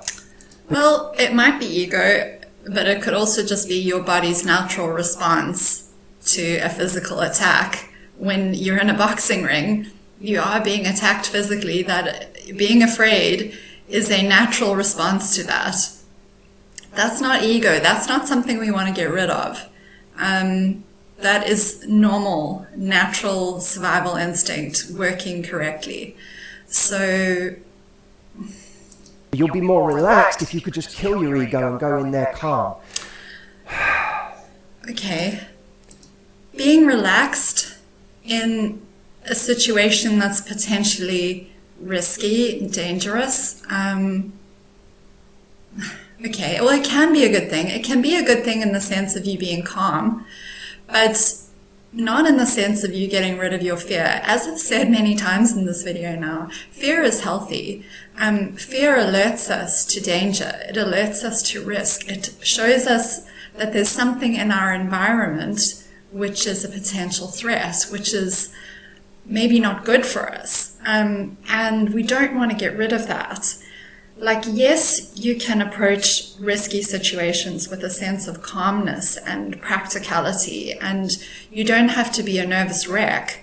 But fear is not the same as ego. Matthew Hussey is painting ego as a bad thing in this training that he's doing. And the fact is, ego is just another part of ourselves. It's a part of ourselves we need to love and work with and see what it's trying to tell us. And fear is the same way. It's just an emotion that we're having that's giving us information. It's not something bad that's holding us back and that we need to banish. It's something we need to work with, something that's useful, something that's there to serve us. Matthew Hussey, I don't like what he's doing, because he's suggesting that we cut off parts of ourselves until all that remains are the bits of ourselves that he says are okay. And that is supposedly will leave you, what will remain as a confident person. It just doesn't work that way. We are whole, complex beings that we need to integrate all these parts of ourselves. So, yeah, also again, we have the boxing, he comes back to boxing, which obviously he finds it very helpful. He is a man, and perhaps there are people who find this, the boxing analogy helpful. I don't know. I personally, it doesn't work for me personally, and other people have said that they don't necessarily find it useful, but, Matthew Hussey does like to use boxing as a metaphor quite a lot, so let's just see what he has to say. Kill your ego. Mission number 5. We are rocking here. Mission number 5. Perform a ritual every day for 30 days. We finish with what perhaps might be the toughest one, certainly next to the hard conversation one. Every day for 30 days, okay? If you prefer the word habit, that's fine too. I like rituals because they imply a level of specificity and consciousness around it. But ritual, what's a ritual that I want to do for the next 30 days? It could be meditating for 10 minutes a day. It could be working out. It could be doing gratitude. It could be making a sales call. But what's something that you want to do every day for the next 30 days? Now, the rule is, no matter what, in order to complete the challenge, you have to do it for 20 days. So you get a little bit of leeway. Now, I don't want you to aim for this. I want you to aim for this. I want you to achieve this. But this is your baseline. Okay, you have to get 20 days. Now, what's the benefit of this from a confidence perspective? Every time we do something for ourselves, and what is a ritual? Is something we've decided is important to do for ourselves, for our growth, for a goal we have, for something we'd like to achieve, for something that will make us feel better. A ritual is something that will improve our lives if we are able to do it consistently. So your job is to keep this appointment with yourself sacred every day. Imagine that there was a physio exercise that you had to do in order to repair an injured part of your body. Repairing an injured part of your body is an act of self-love, isn't it? I'm taking care of myself. And every time we don't do our physio, and I've been there many times, we're saying to ourselves, me feeling better, my body functioning isn't important. Everything else is important. No. There could be a lot of reasons why people don't perform habits, even ones that are beneficial to them, like physio. And it's not necessarily that they are not important to themselves. It's, again, I don't like this shaming language, that we're letting ourselves down if we don't keep up with our habits. There could be all kinds of reasons. Tiredness, pain, anxiety, just not having enough time. We need to get out of this mindset, or this,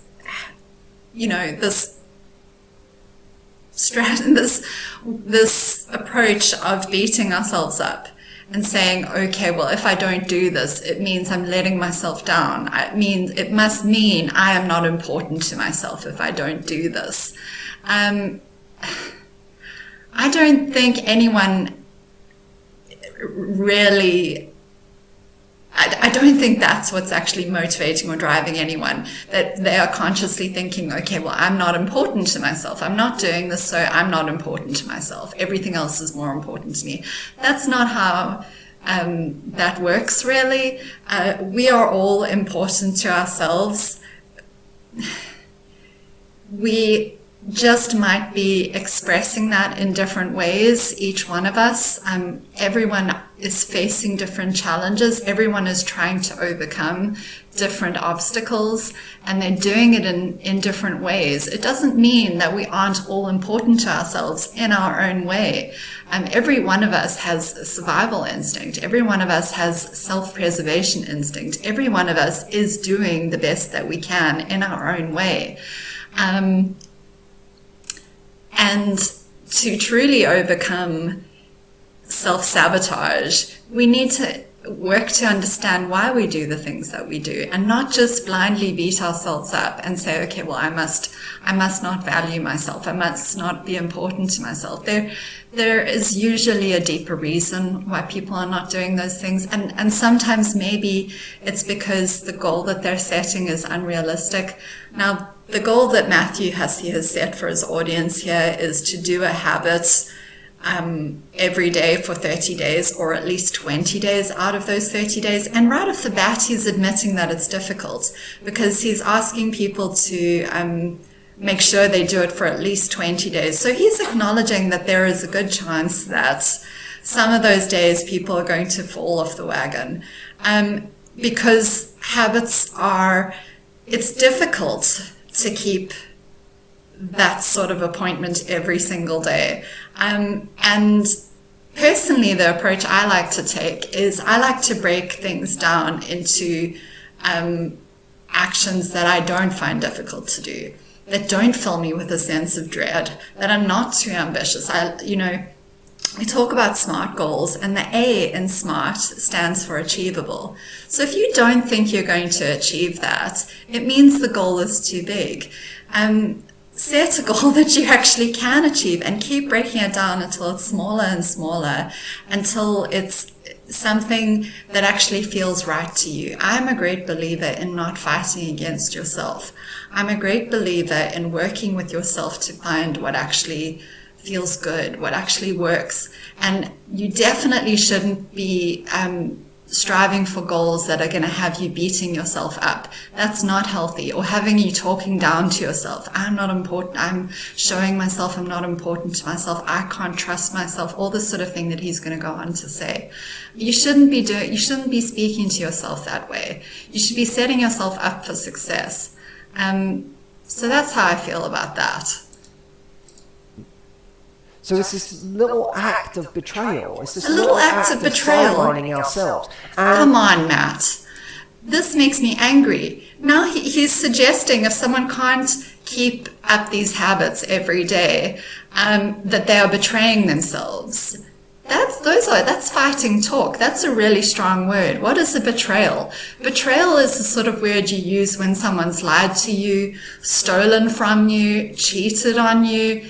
Betrayal is tantamount to a crime. Matthew Hussey, are you really suggesting that people are betraying themselves if they don't keep up with a habit that they have said would be a good idea to do every day? You're encouraging people to shame themselves and to feel badly about themselves. Instead of looking realistically at their lives and realistically at themselves and saying, okay, well, how can I actually not... I refuse to talk to myself the way that Matthew Hussey is talking to his audience, the way that he's suggesting you should talk to yourself. I refuse to talk to myself that way. The way I talk to myself is I'm gentle with myself. I want to set myself up for success. I want to set myself up to feel good about my achievements. I want to be able to go to bed at night feeling good about what I've done that day. And that's important to me. It's important to me to feel congruent with myself. I don't want to be at war with myself. So one part of me is saying, you have to do this. Another part of me is saying, I'm too tired. I don't want to. It doesn't feel good. I don't want to be at war with myself. I want all parts of myself to be working together. And I think what he's doing here is he's already setting his audience up to feel badly about themselves. And we're going to see why in, not very long. Lamott talked about how when she was growing up, everyone else got fed first. That was what she learned growing up in her household. She was there to serve her father. She was there to look after everyone else. She was seen as a body in service of other people, not someone whose needs mattered. And so she grew up with this terrible sense of people-pleasing, of always feeling guilt, always feeling like she wasn't doing enough. So Matthew Hussey here is equating Anne Lamott's experience of being fed last in her family with this task of performing a ritual for yourself every single day. He's saying that the two are the same. That if the sense of not being important that Anne Lamott felt in her family is the same as you making yourself not important when you don't do a habit that you've said you're going to do every day. And the two are totally different. What Anne Lamott experienced in her family, being fed last, that's emotional abuse. That's neglect at a pretty extreme level. No child should have to feel that way. And you know what? if you have said there's a habit that you want to do every day and you one day don't do it, you shouldn't feel that way about yourself. You shouldn't you shouldn't say to yourself that that's the same level of neglect that I am showing myself. It's not. It's not. You need to be your own greatest ally. You need to be your own greatest supporter. And you need to trust yourself to take care of yourself. And if something is too hard to do, it means maybe that you need to find a different way. Not that you need to beat yourself up and say, well, I'm not important to myself. No, I don't like what he's doing here at all. He's planting those seeds of shame, and it's awful, I think. Always being fed last. And she had to unlearn that. Well, this is part of the process of unlearning that. It's the small act every day that says, I am this important to me. And the pro tip for this one is if you... You know how else you say, I am important to me? You listen to yourself. You listen to your feelings.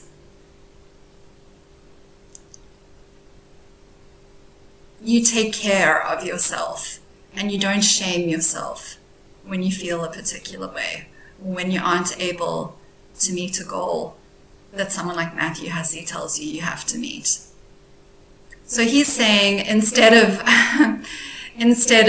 you shaming yourself, I'm going to shame you if you don't do this habit, every day for 30 days or for at least 20 days, because that's what I've said your goal should be. He's not encouraging you to set a goal for yourself.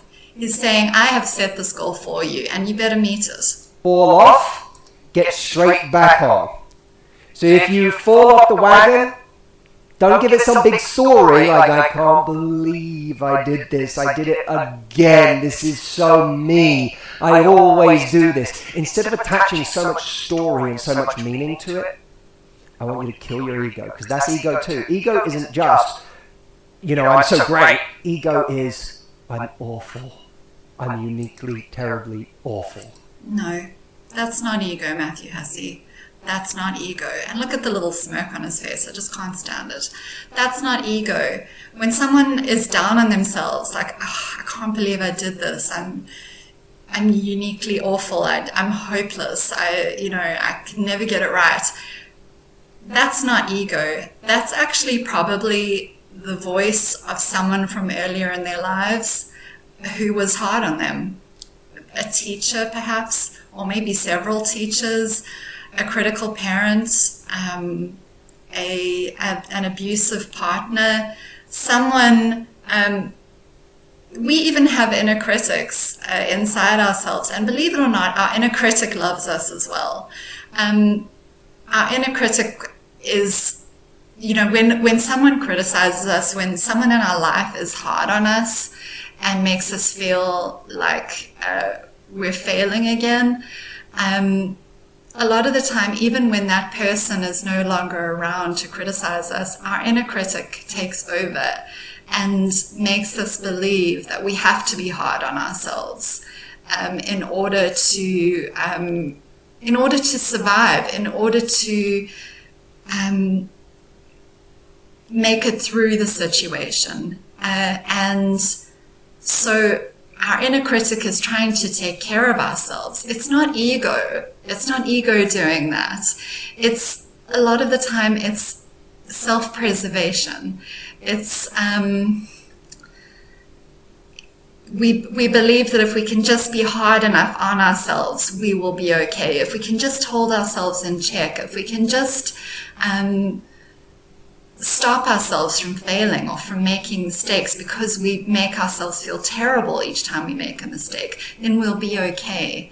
That's not ego, Matthew Hussey. That is something to have tremendous compassion on for ourselves.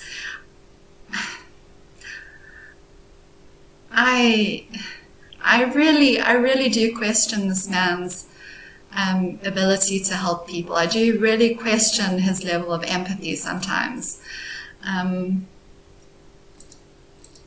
That's just ego in reverse, right? We're making the I so important.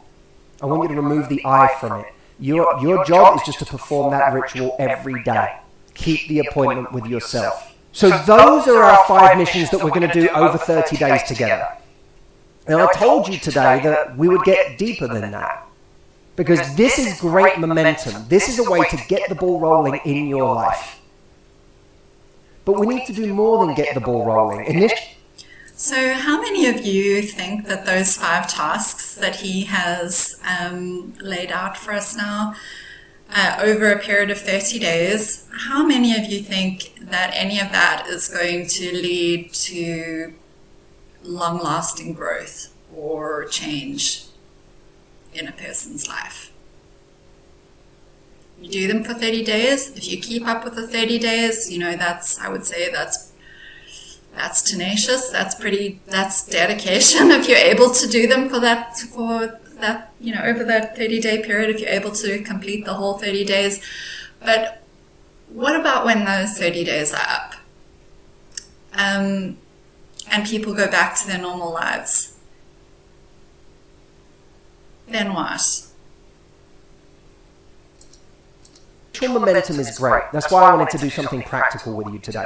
Because I know that if I can get you on a little journey with me over the next 30 days, and it can be fun, and we can gamify it, and we can all do it together and have some accountability in this peer group, I know that we will make some progress together. It's a fact. We'll get the ball rolling. But the key question in life is, how do we make momentum last? How do we make sure that once we start to make progress, that progress continues? Because people who are really happy, they do things over time that make them happy. It's not just one day. People who are really successful have things that they do all the time that make them and keep them successful and keep their success growing. People that have the most extraordinary lives don't just have an epiphany one day and then that's it. Epiphanies are really nice. An amazing session with a therapist, an amazing YouTube video, an amazing bit of advice from a parent or from a partner or from a friend can give us an epiphany about ourselves. An epiphany about life, about how we want life to be or about our value. But how many of you have ever had an epiphany moment and then a day later you just felt like you couldn't grasp it? It slipped through your fingers. You felt at peace and happy today, and then tomorrow you wake up and it's gone. How depressing is that when that happens? When you feel like in that moment, life made sense to me yesterday. I understood it. I got it. I understood the world. I understood myself. I understood what I needed to do. I understood my value. I felt connected. And then it left you. And you know why that happens? Because the epiphany that he's talking about in those situations where it leaves you, it was never that deep to begin with. That's why it leaves you. Because it's something that sounds great, but the foundational work hasn't been done. An epiphany is often the start of the journey. So I hope he's not going to knock epiphanies. There's nothing wrong with an epiphany. An epiphany can be a wonderful catalyst for a journey to start.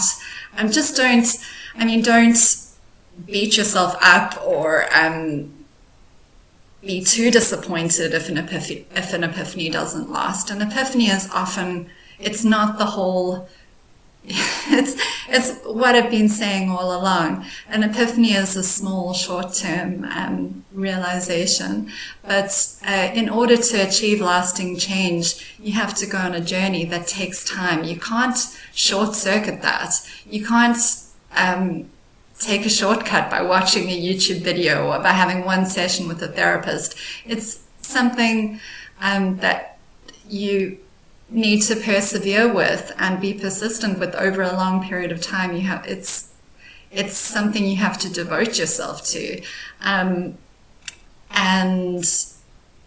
an epiphany can be the starting point for that. It doesn't mean that the person has lost any chance of growth. It doesn't mean that they've failed. It doesn't mean that it's that self-awareness has left them. It means they've started. It means they're not very far along on the journey. That's all it means. It just means that the work hasn't been finished yet. So Matthew Hussey is painting it like, you can watch a great YouTube video or read a great book, and then the next day you feel as if the epiphany that you had has left and things suddenly you're back to square one again. And that's how he's painting it, as if that's the situation. And that's not the case. It means you've taken a step, or maybe a couple of steps, but the journey is a very long one. It's a journey that you have to keep walking your way down. There are going to be lots of steps along the way that you'll take, lots of little epiphanies. And each one of them will move you a little bit closer. It doesn't mean you're back to square one. You can't go back to square one once you've started a journey of self-discovery and healing. But you have to be prepared that it's going to be lots of little steps over a long period of time that's going to eventually get you to where you want to go. He's making it sound like, well, you can, a session with the therapist could be great, a good book could be great, an epiphany from a YouTube video is great, but then you lose it the next day and you feel hopeless again. And of course, he's going to swoop in and he's got the answer for you, which we will get to. And when it left you feeling empty again, and it gave you this horrible feeling of, what's wrong with me? Oh, cue the fear-mongering. So, and the shame again. The shaming language. What's wrong with me? I feel hopeless. And this is all leading up to a sales pitch, which we're going to see. But so he's coming in strong with the fear-mongering and the shaming. What is wrong with me? And some of you will be feeling that insecurity even as I'm talking you through these 5 missions, which can be fun and enjoyable and exciting and give you a sense of progress. There'll be a lot of you, and be honest, hands up if you're one of them, who hear these 5 things and you're like, I know myself. And I know that it's only going to be a matter of time before I'll get a little bit of initial momentum, and then it's just a matter of time before I slip back. It's just a matter of time before I go back to my old patterns, my own ways of doing things, my own mind. And this is just going to be a little blip before I do that. How many people, your whole life has trained you to believe that? And how many of you can't even get excited about these things? You can't even feel that because there's such a level of disconnection from your own possibility, your own capability. There's a sense of worthlessness. There's a sense of, I'm not going to do it. Like when we tell ourselves, it's like, when we've told ourselves enough time we're going to go to the fairground, and we keep breaking our promise to ourselves, and we don't go, and then eventually our brain goes, when you say we're going to the fairground, our brain goes, yeah, right. Gotta love how he condescends to his audience and infantilizes them, but packages it as empathy. He's being really patronizing here. Good one. Because we're used to letting ourselves down so much that we can't even get excited anymore. Who feels that here? In fact, Jay, let's pull up the comments for a moment and connect to this, because this is how deep we need to get with our confidence. So Surgical says with ADHD, it's difficult to stay on track. So ADHD is something that erodes confidence in that way. Natalie says, yes, but I don't want that anymore. Hard to get excited about anything. Gail, disconnected. So there's a lot of people out there that can't even access the fun of something like this, because it's like, I don't feel confident. Deep down, I do not feel confident. I want to show you a model that you're going to keep for the rest of your life. I'm pretty sure about that. That's how good Matthew Hussey's model is. You're going to keep it for the rest of your life. I've been teaching this on my retreat for the last 15 years of my life. It's that important. I started it 15 years ago. Matthew Hussey is maybe 35, 36 years old at the most. So here he's suggesting he's been teaching his retreat for the last 15 years. I know he was really young when he started it, when he started his career as a coach. I'm not quite sure what he had to teach people at the age of sort of 18, 19, 20 years old. He was holding retreats at that age. Really? I have my doubts. Model has never changed, but I have. I had to grow into this model because I was teaching this model at a time where I couldn't even live up to it myself. But I knew it. I knew what I needed to do. There are three layers of confidence. The surface, the lifestyle, and the core. Now the surface is the part, in my retreat I do this over a series of days, but I'm going to give you the... Okay, is this the second or third mention of the retreat that he's made in this video so far?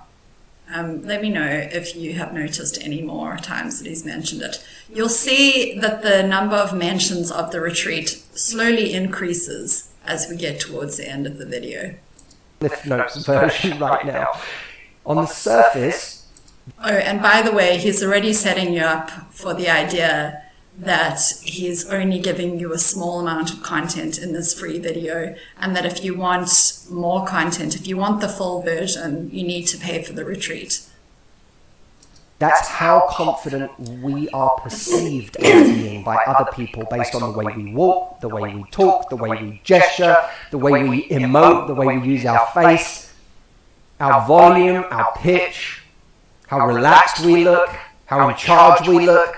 This is surface level confidence. So it is what it says it is. Now, the problem with surface level confidence is that we can fake it. And if we fake it, and someone comes along to test it, it dissolves. And I had a woman who did exactly that. She, in her love life, sent a message that I said was a great message. I didn't know this person, but I heard this story later. She sent a message that was in one of my videos as a great message to get more from someone.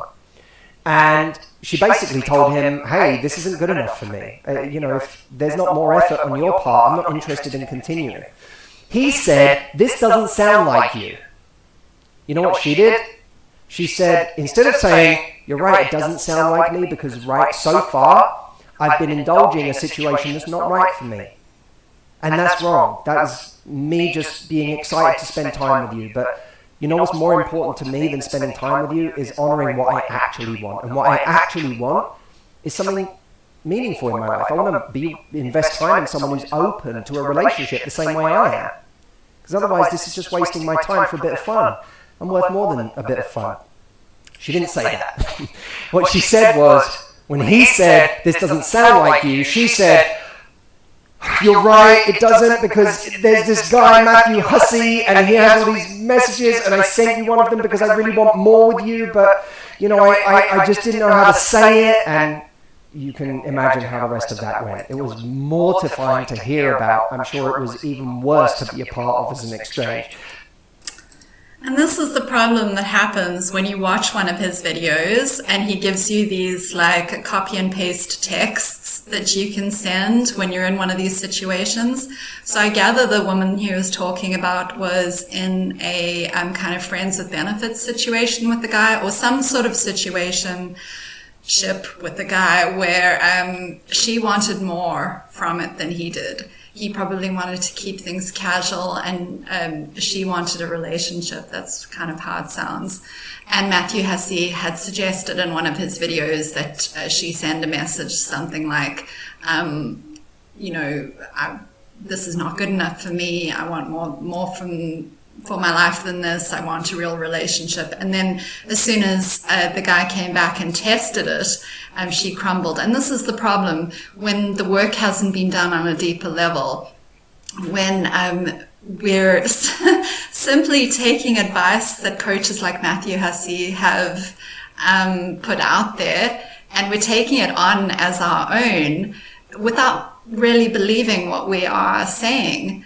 And this is the problem with dating coaches. They come along as, presenting the solution to you, and you just do this. I'm going to present you with the solution that's going to solve your problem. But the problem is when it's not authentic. It doesn't come from the person. They don't actually believe in what they're doing. It doesn't work because it's Matthew Hussey's solution, not hers. So this is the danger. But that was because she was faking the surface. So we have to get deeper than the surface if we are to have standards in our life that stick. How many people here have had a problem with standards sticking? How many people have had standards that you wanted to have? If standards don't stick, it's because they're not really yours. You've probably taken them on from someone else, or you don't really believe in them. Because standards stick when they are as much a part of you as, the nose on your face or the hair on your head. Standards only stick when they're authentic to who we are. We can't just copy and paste our standards from someone else.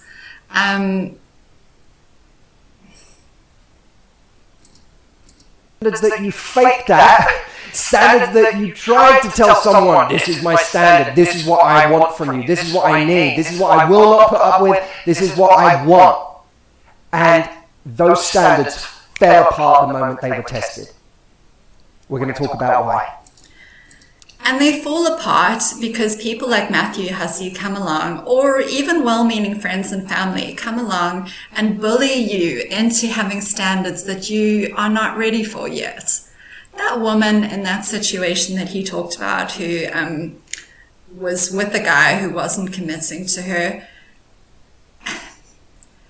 believe it or not, that woman is in a place where she is not 100% committed to the idea of a relationship yet. If she were, she wouldn't be with that guy in that situation. She is still in a process of figuring out what she wants and of figuring out exactly what her standard is. When she gets there, she will have no problem saying no to guys like that. But most likely someone has come along and kind of chivied her into taking some sort of action in that relationship that she's not ready for. That's okay, by the way. It's part of the journey. Most of us who have had to go on a journey of growth and self-discovery have had to go through awkward situations like that in order to eventually get to where we want to go. But the change comes from inside ourselves. I don't really like the way Matthew Hussey is kind of shaming this woman and saying, well, it was mortifying and, kind of implying that she is doing something wrong. She will have learned something from that situation, hopefully. That'll move her forward eventually to where she wants to go. And the real change will happen when she is ready for it. And not when Matthew Hussey comes along and forces her to take whatever solution he's got, whatever solution he's trying to sell. So we go deeper from the surface down to the lifestyle. Now, the lifestyle level is the level of confidence that is based on the things in our life that give us a sense of security. So it might be that I like the way I dress, and that gives me a sense of security. It might be that we have great friends and family, and that gives us a sense of security. It might be that we have a good job, or that we're respected in our job. It might be that we know a language. It might be that we play the guitar. There are things in our life that give us a sense of security because we base our identity in those things. This makes me me. I speak 2 languages. I have a high-flying job. I am well-traveled. I speak really well. I am attractive. All things that give us lifestyle confidence. Now, there's nothing wrong with lifestyle confidence in achieving those things in life, but what's the problem with lifestyle confidence? You already know it. It can go away. Lifestyle confidence can be taken. Well, is that completely true? I mean, if someone is well-traveled, you can't really take that away from someone. I would say he's trying to paint these things as being something surface level, and they're not necessarily. Someone being well-traveled, someone being musical, someone being able to speak different languages, someone having a particular kind of career can actually be a part of who they are at a core level. They could have skills that make them good at those things, that also give them confidence on a deeper level. So, as an example, I love to sing. Now, Matthew Hussey would probably call that a lifestyle kind of aspect of confidence. But to me, singing is like a spiritual act that I perform for myself. It goes to a very deep part of myself. First of all, no one can take that away from me unless something happens to my throat and my vocal cords and I'm suddenly no longer able to sing. But I will still have my enjoyment of music. I'll still, and those things enrich me at a deeper level. And some people feel that way about their jobs. Some people feel that way about visiting different countries or experiencing different cultures. Those things can actually give you a foundational level of confidence if you, relate with those experiences at a deep level and you use them to help you cultivate certain skills and qualities inside yourself. They don't need to be shallow the way that Matthew Hussey is painting them to be. From us. Friends and family, we lose them sometimes, or friendships end. We lose our looks. We lose our finances. Well, yes, friendships can end. Friendships and relationships can end, yes. But the qualities that we bring to those relationships, the people that we are in those relationships, that can't be taken away. Those things can be very much a part of who we are at a core level. He's painting them as very shallow aspects of our lives, or quite shallow, and implying that,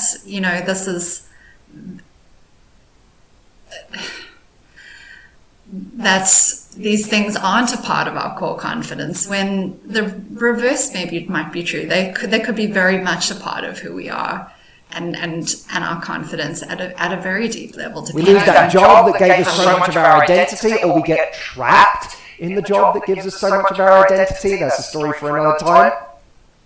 But our lifestyle confidence, if we're not careful, holds us hostage, because we feel like without these things that give us our meaning, without these things that make me significant and make me feel validated, I'm nothing.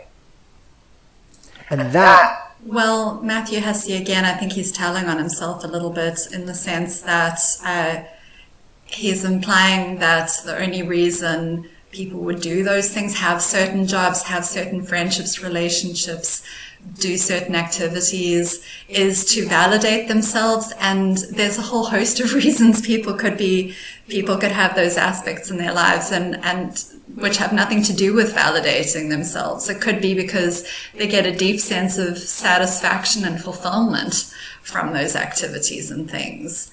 It doesn't necessarily have to be about, patting yourself on the back because you can do these things. It could be because you find those experiences enriching and they help you to grow as a person and they fulfill you at a spiritual level. I find this, as I say, it's not only is inaccurate the way he's painting it, but he's also, I think he is revealing a little bit about who he is as a person. By the way, is where most people's confidence stops, is at this point. And most people in their lives have spent time doing everything they've done to try to build up the lifestyle level of confidence to compensate for what they are lacking at their core. And this is why, if we've never worked on the core, no matter what we've done in our lives, we still feel stuck. I want you to write down which of these things you relate to. Where do you feel stuck? Do you feel stuck in the sense that No matter what I do in my life, I'm never happy. I always get the things I think are going to make me happy, and then I'm not happy. Write that down. Where else do you feel stuck? I feel like no matter how important I become in my job, no matter how hard I work for more money or a higher job title, more job security, I still feel like an imposter. I still feel like I'm not good enough for this job. I still feel like I'm going to get found out. Or I still feel unhappy about my life in general, despite how much I achieve here.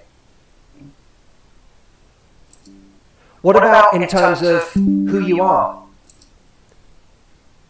Do you feel like no matter what I do to try to improve my mental health, I am always the way I am? I am always stuck with my trauma, with my wounds, to where I just feel damaged. I'm just damaged. I don't feel like I'm going to get better. I don't feel like I'm going to improve. I've tried everything. I've watched 1,000 YouTube videos. I just feel damaged. I just don't feel good enough. So here he's setting people up for all these really kind of dismal thoughts, and he's setting them up to believe or to feel that everything they've tried up till now in their life has not worked, and that they're stuck. Again, like what we saw in the beginning of the video. And he's going to swoop in and come and provide the solution. What he's doing here is encouraging people to question and doubt themselves, and to, as I said, feel as if everything they've tried up till now has been useless, has not worked, and they need to be willing to accept that maybe he is going to provide the solution that's finally going to work for them after all. He's going to swoop in and save the day. Or you feel like, I just don't have the power to get what I want in my life. I see other people who seem so capable, they seem like they're doing such a good job. I just don't have the power to actually get what I want in my life. Write these down. If you relate to any of these, write them down. You don't have to write them down. Not everyone learns by writing things down. There are different styles of learning, Matthew Hussey. Some people learn by writing things down. Some people learn by doing. Some people are visual learners. Some people are, learn through sound, and it's again, I think he's being preachy. He's infantilizing his audience. I don't like it. To me, it's reminiscent of a teacher in a classroom. A lot of teachers use similar tactics in order to, they kind of soften their class up to make them feel as if they don't know anything, and then the teacher swoops in with the information in order to kind of implant it on the class. And it's similar to what Matthew Hussey is doing here. He's kind of getting people to doubt themselves, making them think about all the horrible thoughts they've been thinking about their lives, and he's going to swoop in with the solution and the information that's going to turn it all around. And here's the problem. When this isn't in a good place, we feel like we're just on quicksand. Because we can keep trying to do things, but we just keep getting sucked down to whatever is our constant. And our constant may be depression, our constant may be anxiety, our constant may be questioning our worth, feeling worthless, feeling invisible, feeling like nothing we say matters.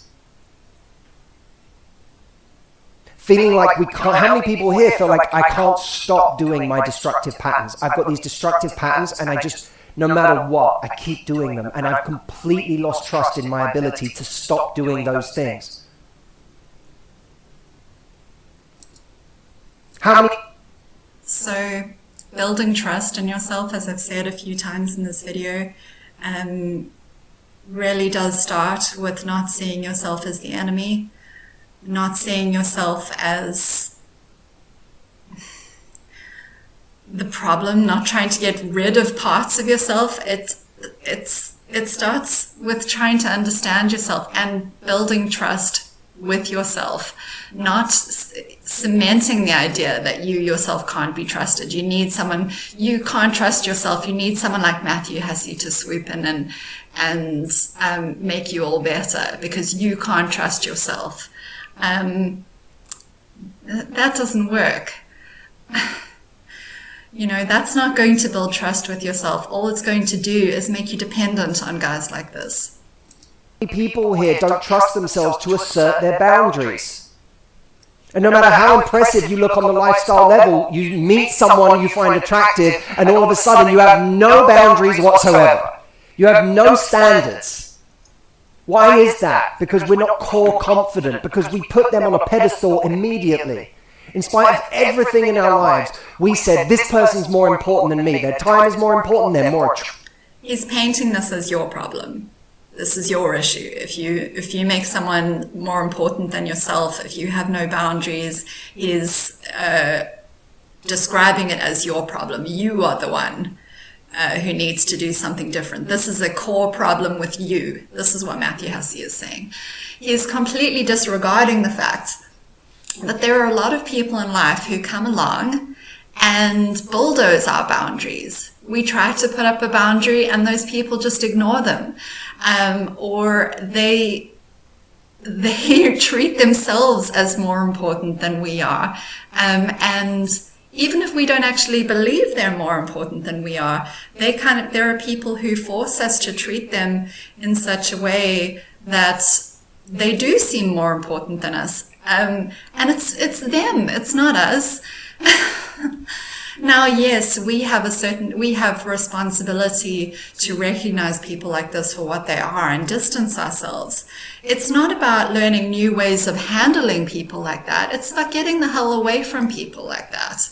You know, a lot of us, as I said, we do think of ourselves as important. We do have boundaries. And there are people out there who just don't respect that.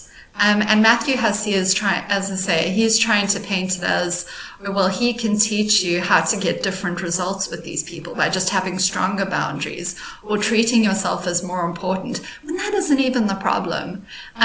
There are just destructive, toxic people out there who are not nice to other people, who don't respect other people's boundaries. And as I say, the responsibility for us is not to try and make our boundaries stronger and to, bolster ourselves to be more important and to assert ourselves more. It's to recognize people who are not going to treat us with care, people who are not going to respect us, and back away from those people. That's what it is most of the time, in my humble opinion.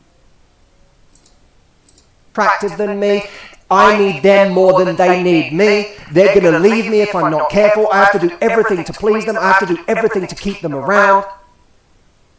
And so that's what we do. We trespass over all our own boundaries. And if we've made ourselves unhappy enough times, then we no longer trust ourselves. We no longer trust ourselves to make good decisions. We no longer trust ourselves to pick a good partner. How many people here have a pattern in their life of just over and over again, you pick partners that hurt you, whether they're narcissistic, toxic, they don't value you, they take you for granted. And there's something, instinctively, there is something about what you're doing that just keeps feeding that cycle. Yes.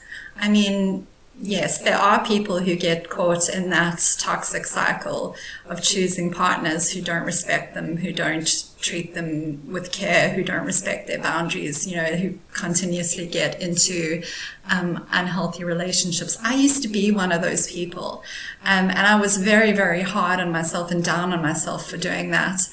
And I think there are a lot of people who get stuck in that cycle as well. And again, like Matthew Hussey is painting this as, it's your problem. You don't have strong enough boundaries. You don't treat yourself as important enough. Actually, I've come to believe, and what eventually kind of got me out of that cycle, and what I've come to believe is it's really not about making ourselves harder and, making our boundaries stronger and all of that kind of thing. It's not about that. It's about seeing those early warning signs that a person is not good for us much, much, much sooner. And conversely, also seeing the people who are actually going to treat us with care and love and respect, and valuing those people and spending time with those people, and completely distancing ourselves from people who trespass our boundaries early on. Because the thing is, the trespassing of those boundaries is something that gradually happens over time, and it starts in small ways in the beginning. And if we are not careful, pretty soon someone who has a great deal of self-esteem and very good boundaries can become someone who doesn't know where their boundaries have gone. And that's not really their problem. It's simply because they've spent time with someone who doesn't respect them for long enough, that they've come to believe that about themselves. And actually, I think what we need to get better at doing really is just recognizing people who are bad for us much, much, much sooner, and actively building relationships with people who are going to respect us. And that becomes like just like this beautiful reinforcing kind of momentum, where we then are able to continue to respect ourselves and love ourselves and have good self-worth, because we don't have someone constantly tearing those things down. You keep going into people pleaser mode with people. You keep ignoring the red flags. You keep ignoring the bad behavior. And it's not because you're not smart. It's because there is something in your wiring current. No, it's not that there's something in your wiring that's making you do that. It's because you've been doing it for so long. And I do like that he's mentioned the bit about the red flags and that people ignore the red flags, because that is what it comes down to. However, I just think that by the time people see red flags, or by the time, the supposed red flags come along, it's too late. And by then, 100 little boundaries have been crossed. And as I say, I really think it's about walking that process right back to the beginning and having just much, much, much higher levels of love and empathy for ourselves, and requiring much, much, much more loving behavior of others. That's what it comes down to, in my opinion. That is taking you to danger every time. That's taking you to unhappiness every time. None of this is our fault. For some of you, it comes from traumatic relationships that you were raised in. There were relationships that you had growing up. Your parents or your caregivers raised you in a way that literally bred you to accept that kind of behavior from people, or to think you needed to be a certain thing. And that's followed you all through your life. For others among you, it was an early relationship that you stayed in for long enough that it started to rewire your brain. It started to erode your confidence, because that's what bad relationships do. Whether it's a bad relationship with a parent, or a bad relationship with someone that we are with romantically. I agree with him completely here. I do think the way we're raised and our childhood and what we were conditioned to accept growing up, and even in our early relationships, can definitely lead people to accept bad treatment from others. You get conditioned to feel that is what you have to accept from other people, and that's definitely a huge contributing factor. So I'm glad that he's brought this up. I don't disagree with what he's saying here. It's just the execution in terms of what he suggests people do as a solution. That's where I disagree with Matthew Hussey. That's where I think that he is not actually helping people. Over time, bad relationships, toxic relationships, narcissistic relationships, they erode our sense of self. They erode our confidence. We no longer trust our decisions. We often don't trust our ability to get out of one. Many of you are in them right now, and I don't just mean with a romantic person. There is someone in your life right now that is destructive, and you have been unable to let them go. Either because you're racked by guilt, because you haven't made yourself important enough, because you're afraid you won't survive without them, and so you haven't let them go, and that person continues to wreak havoc in your life. These are all patterns that occur at the core level. And the core, unless we direct, you cannot work on the core by achieving more at a lifestyle level. You can't just go and make more money in your company, or get more friends, or get better at a new skill, or you can't just keep acquiring things and doing things and expect the core to be fixed. It doesn't work like that. Because the truth is, the more you acquire, if the core isn't right, the more you just feel like an imposter. So the truth is, you have to go on my retreat in order to fix the core. That's what he's really getting at. The more you just feel like you're going to get found out. And I see this all the time where people haven't worked on their core, because I deal with people in relationships that they should not be in. And if I say to them, hey, you need to have a boundary here, they'll tell me why they're afraid to assert that boundary. And it always comes down to, I can't afford to lose this person. And why can't I afford to lose this person? By the way, the assumption is that if I respect myself, if I have a boundary, I'm going to lose this person. What does that say about the relationship we've settled for? But people are afraid I'm going to scare someone away. I'm going to lose this person. I'm going to ask too much. Because usually that's exactly how that person has made them feel. It's not an irrational thought. It's because that person has made you feel that way.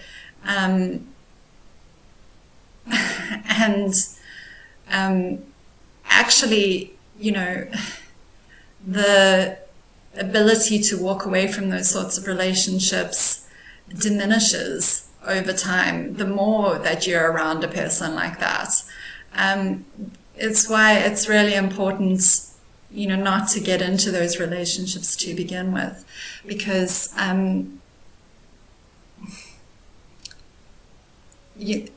the more we are around people who don't care about us, who don't treat us with love and respect, the more we lose the ability to listen to ourselves, the more we're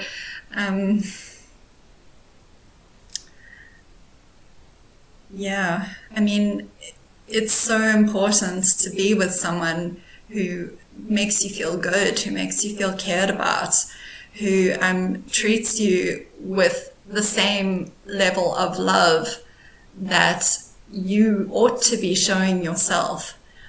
Because if you are someone with a traumatic background, someone who is still learning to love yourself in totality, which I think all of us are to a greater or lesser extent, it's so important to be with someone who really loves you, all parts of you, because that is going to model what that love looks like on days when you maybe don't feel as loving about yourself. And you are going to be able to feel safe even in your dark times. But when you are with someone who is not treating you in a loving and respectful way, when you are low, that person is just going to intensify those feelings of lowness. So I have so much to say on this topic. I'm going to try and stay on track, and we're just going to focus on what Matthew Hussey is saying. If you like, or I have lots to say about toxic and abusive relationships, and maybe I'll make other videos talking about that topic on another day. And why are they so afraid of losing this person? Because they don't feel safe in their own body. They don't feel like they're able to survive on their own. We may not think that logically, but emotionally it's what we feel. And it's why we get attached to someone and then we feel like we can't breathe. And what am I going to do without them? They can't leave me. I will never survive. We can't logically look at it and go, of course I'll survive. I'm a capable person. And that's because it's not logical, it's emotional. This is core based.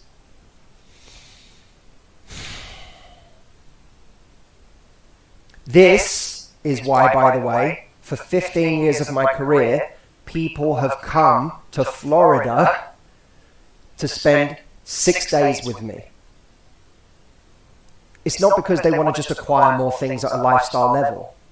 It's because they have come to realize at their core that if they don't fix these things, nothing is going to change. And by the way, stay till the end with me if you want. If you're going to want a way to work on your core confidence with me, I'm going to show you a way to do that. I'll also be giving you the Facebook link and the cheat sheet as well with the 5 missions. But stay with me right now because this is really, really important. What we need in order to improve the core is not just an epiphany. Epiphanies are great. But we need more than an epiphany. We need a system. What's the system for actually improving my core confidence? Now, I will tell you this. Oh, by the way, I'm also going to do a Q&A at the end of this as well. So if you have questions, now's a good time to start saving them up. A few years ago, hit a point in my life where I realized that my core was having major difficulties. I'd achieved a lot.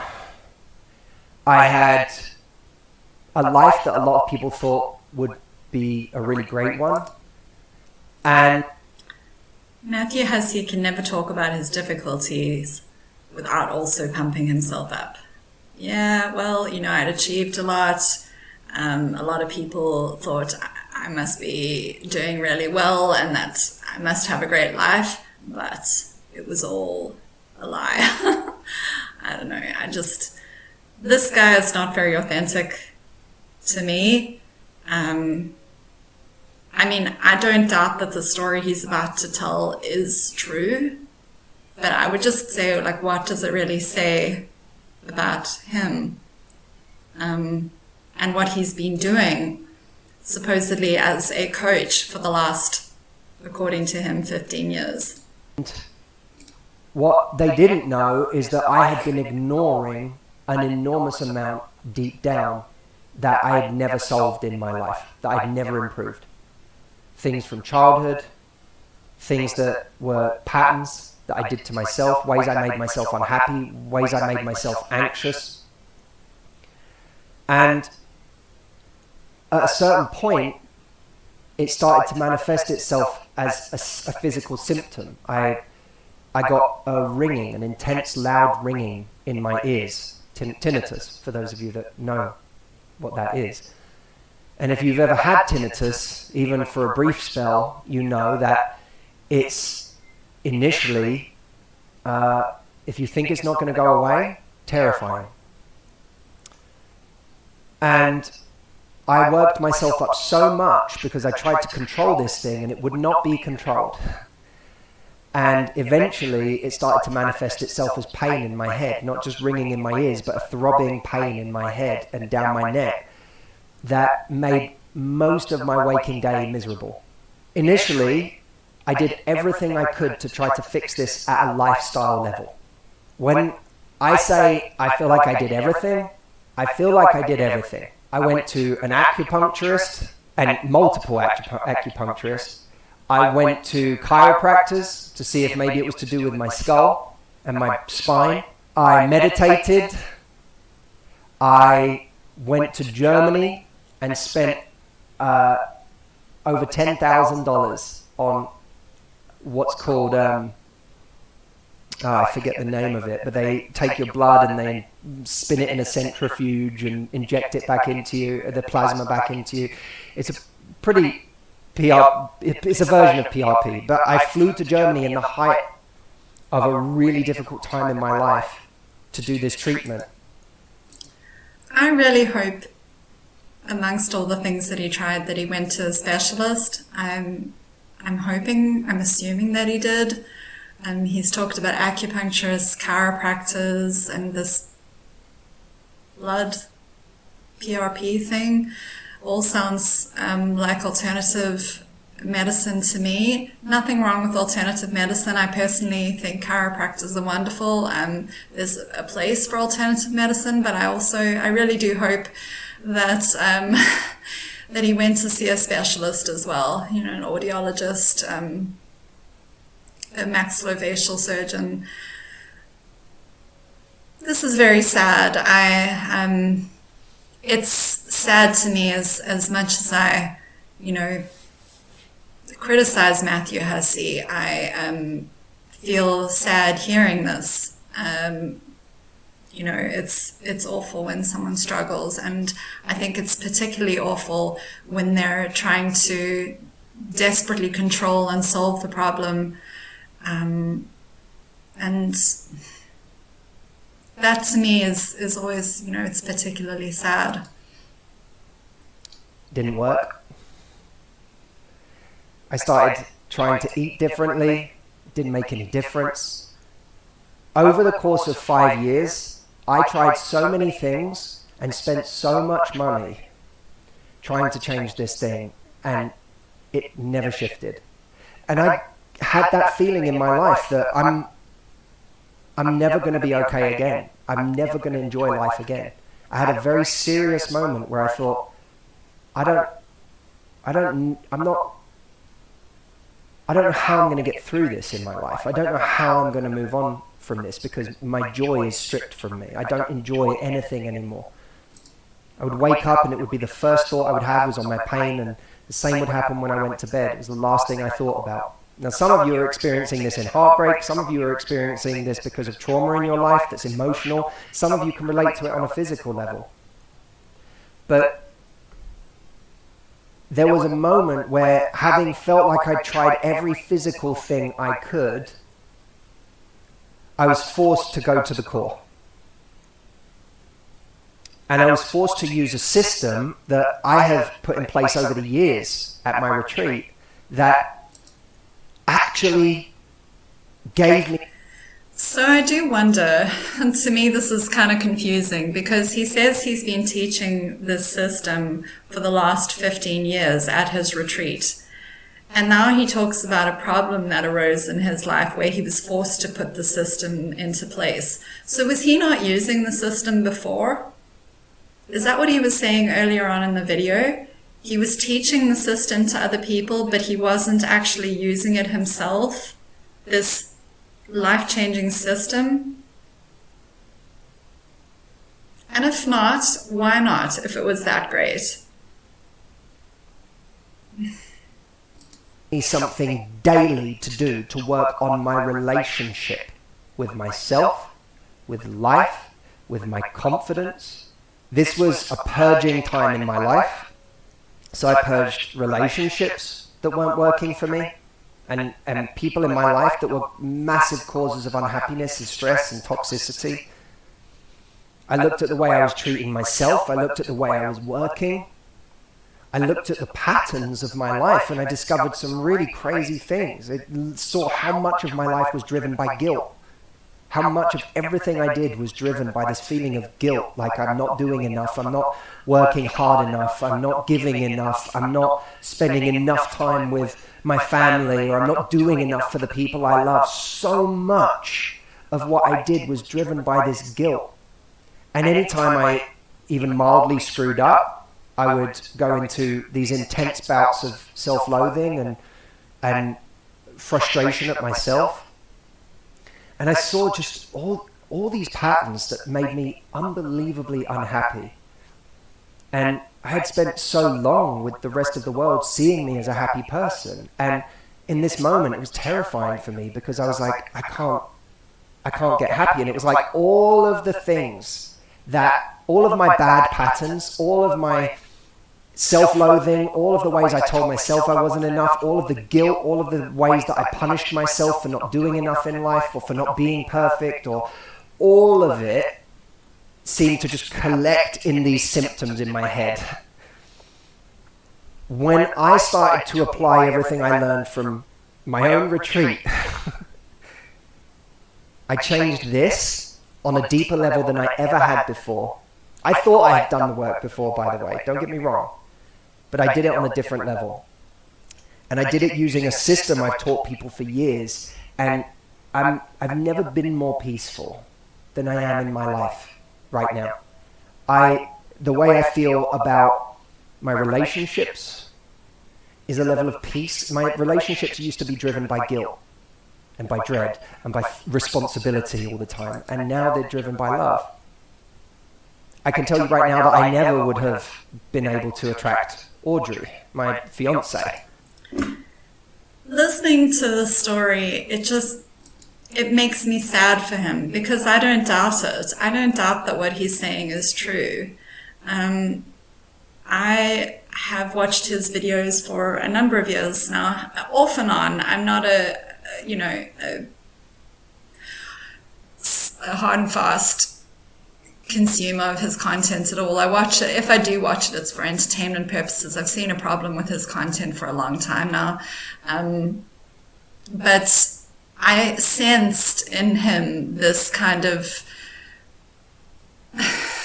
insecurity, this anxiety that he's talking about here. I sensed it in him.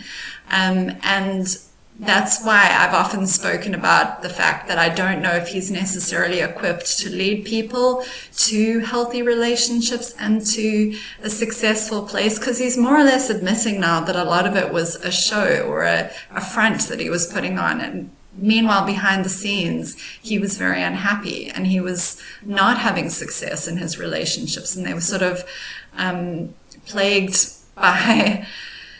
by anxiety and stress, and yet he was purporting to be able to help other people to achieve success. I really don't know how you can match those two things up together without admitting that it's all been a bit of a sham. I don't know. I do kind of give him credit for being pretty authentic here and opening up about his insecurities. That's not easy to do. I'm sure for someone like him, it's, requires a certain amount of courage, vulnerability, and I do give him credit for that, for opening up, but I do wonder why he's doing it. There's a motive behind what he's doing here, and I don't trust that motive, which is sad. But I do feel sad for him. I think this is a person who has struggled, and I think he really believes, or he is really trying to convince himself that this system that he's talking about is the ticket. This is the answer, and it's the answer to his problems. It's going to be the answer to your problems, and that in itself makes me sad. It makes me sad that someone thinks this way. I do really feel empathy for what he's sharing about himself here. I really do, on a human level. Because I went to relationships to just escape myself. I went to sex to just escape myself. I was trying to just numb myself. And finally I met someone where I truly opened up. So he's admitting this. What I've been saying, Matthew Hussey I thought he was kind of a bit of a player for years, and he's kind of admitting that here. And yet he was purporting to teach women how to achieve happy, successful, long-lasting, committed relationships when he couldn't achieve that for himself. And truly got vulnerable and was truly myself. And it created a deeper relationship than any relationship I've ever had in my life. And I have a relationship now that I don't agonize over. It doesn't, I feel a complete sense of peace in my life as a result. I hope that's true for his sake. I feel, as I say, tremendous empathy for him. And I hope that the relationship that he's in now is everything that he is claiming it is, and that it's will live up to his expectations. I have my own thoughts, of course, but I don't really feel it's my place to share them without more information about his relationship. All I will say is that I hope that it's everything that he is claiming that it is, and that he is hoping that it will be. And even in my work, I feel that what I'm doing in my company, there were years where I felt like, I don't know if this fits with where I want to go, and I would agonize over it and struggle with it. And I got to a point when I worked on this where I went, you know what, fuck it. I'm going to create exactly what I want to create. I'm going to create exactly the kind of work that I'm passionate about, and I'm going to reach people in exactly a way that feels congruent with who I am. And what all of this did is it brought me into alignment. I want you to write down these things, because the system I'm talking about includes a few different things. Don't write down anything. He's not going to give you the system. So I want you to write this down. Number one, understanding yourself and your patterns. So what I came to understand is the actual patterns that were making me unhappy. And awareness is key. Learning how to change them is next. Number two, I took everything in my life, all of my regrets, all of the difficulties, all of the things that I was contemptuous of, resentful of, and I was able to actually accept my life, accept myself, and tell a new story. So create a new story about your life and yourself, which is something, if you want to do it with me, we can do together. He's talking about the retreat. At a core focus in terms of my values, my priorities, and my decisions. Everything pointing towards the same thing, which for me, by the way, was peace. I don't know what it is for you. We can figure that out together, but for me, the number one thing I wanted was peace. I focused on every part of the system for deciding the most important habits for myself and sticking to them.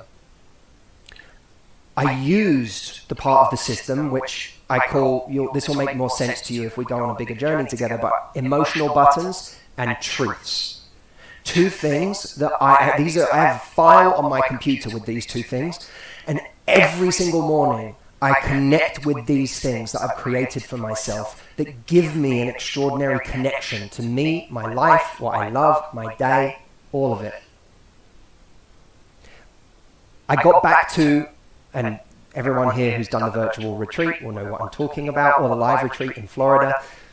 I got back to my criteria. What are the things that make me happy?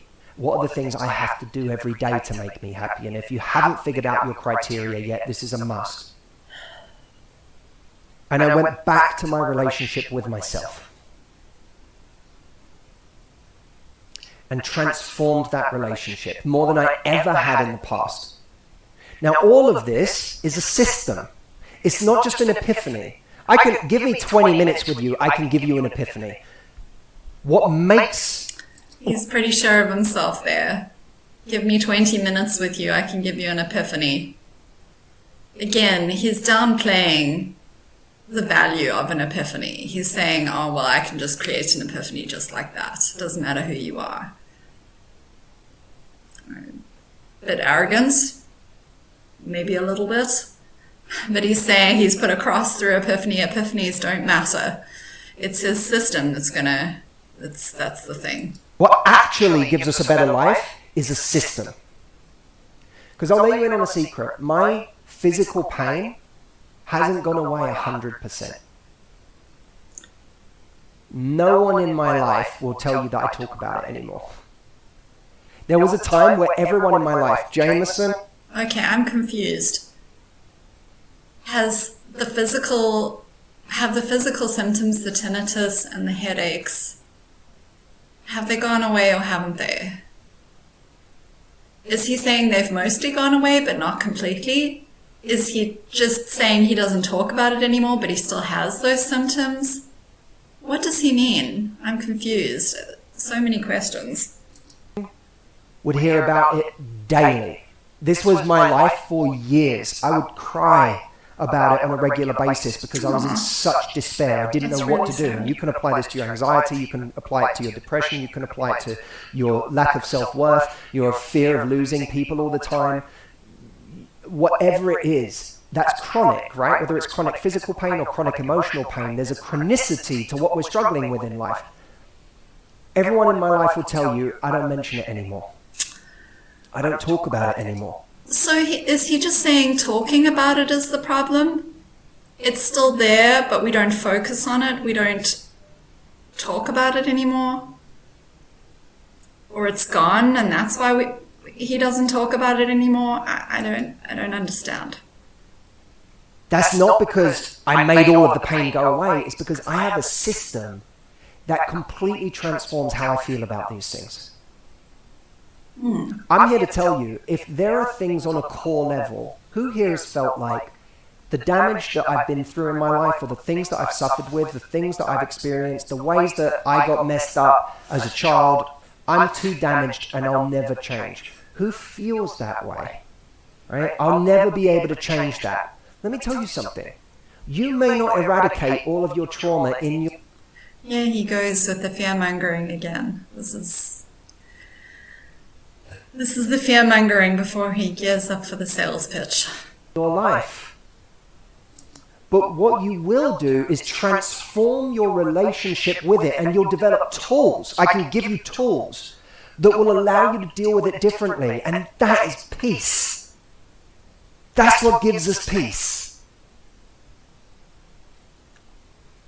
I'm not a simple person. I wish I could tell you that I was. I'm not. If you're looking for a simple coach, I'm the wrong... This is what's called a humble brag. I'm not a simple person. I wish I could tell you that I was, but I'm not. I'm not a simple person.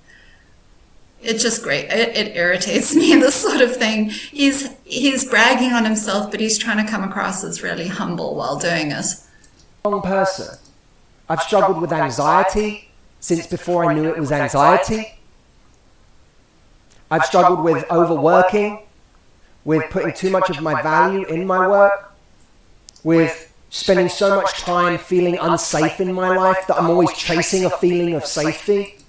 Is that a bit like when a potential boss asks you in a job interview, what's your biggest weakness? And you say, my biggest weakness is that I work too hard. I'm a perfectionist. Is it a bit like that, Matthew Hussey? And working harder and harder to try and make myself feel safe, even at times where I wasn't under threat. I spent time in relationships where I was an anxious wreck because I just kept thinking I was going to lose the person. That is sad. And I kept going out of my way to try and do things, and it made me really unhappy because I was literally violating any self-respect I had in order to please someone. I'm not your simple coach. I've struggled in my life a lot. And if you ever watch my videos and you feel a darkness, it's because I can relate to the darkness. I understand it very intimately. No, as I say, I give him props for being honest about his struggles. I give him props for being a real person, saying I have struggled. I think that's awesome. I think it's great that he's being honest about that. But it does make me wonder, what has he been doing coaching people to succeed if he's been struggling so much? What's that about? But I can tell you right now, that's why over 15 years I've worked so hard on creating this. Is because I've had to use it every single day for myself.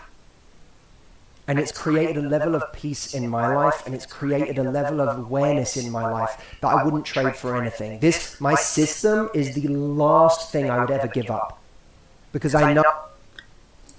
This to me is really sad as well. He believes so much in this system. He's poured so much into this system. The way he's talking about it, it's as if he just can't survive without this system. He's making it seem like the absolute, life jacket, the kind of almost like a chronic medication that he can't live without. Now, I think this is in part, it's a marketing strategy because he wants you to feel the same way about the system as he does. He wants you to see it as the solution as well. He wants you to see it as your lifeboat. But I also think this is someone who he puts so much faith into a system because that's all he has. To me, someone who talks about a system, that's not at the deep level, because a system is something that's external to you. And without that system, you're lost. And that's just not the case. To me, if you're so reliant on a system, it means you don't really have true faith and trust in yourself. You have, in your own words, Matthew Hussey, you would never let go of your system. That would be the last thing you would ever let go of. It's the most important thing to you. It's really the system that's propping you up. And that's not true faith and true confidence in yourself. If I have this, I'll always be okay, because this is what drives this, and this is the foundation. And what if you don't have your system, Matthew Hussey? What if at some point you realize that maybe a part of your system is not really all that great? Will that shake your entire confidence in yourself? Will that shake the foundation of who you are? Is it wise to put so much investment in a system? For everything else. When your core is strong, it has this magnetic field that brings people to you. It brings attention to you. It brings opportunities to you. Right, and here we go with the manifesting, the obligatory life coach manifesting talk that we have to have at some point. People can feel it. I believe that my audience has grown because people feel it with me, and that's why we have the number of people we do here right now. So look, here's the deal. This is a bit of a fork in the road moment. You can do the 30-day challenge with me and stop there. And that's all good. I wanted to create a journey for you that you could do with me for free. But I also have something much more significant for you, if you'd like to do it with me. So, translation, the 30-day challenge is crap. It's just a freebie that I created so that I could pitch you my much, much more expensive, well, obviously the challenge is free, but so that I could pitch you my retreat, which you'll have to pay me for. And it's taking place in June, and that's where I'm going to be teaching this.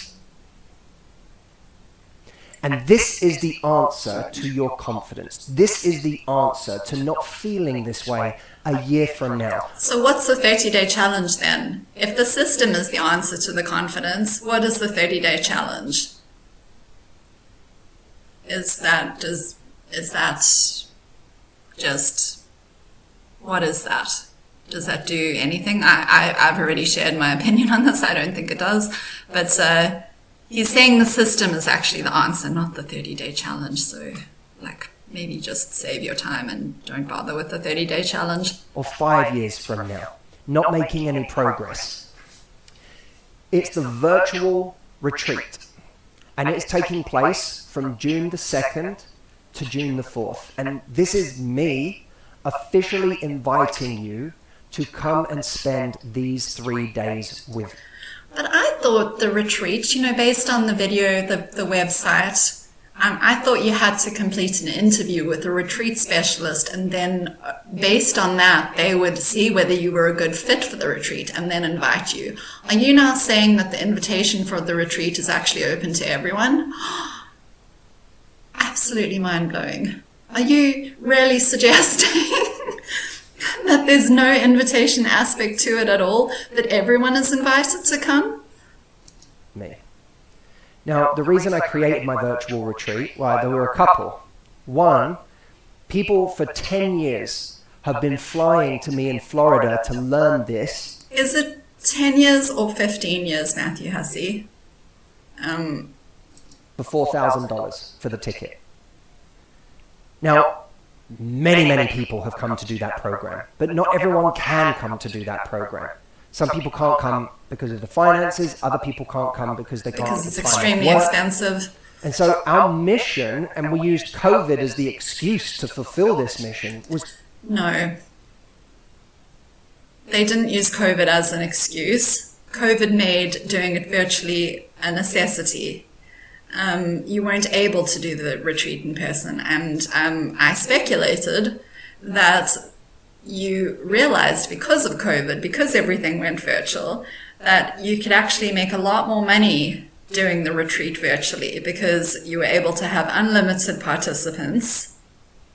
You didn't have to shell out any money for a venue. You didn't have to travel to Florida.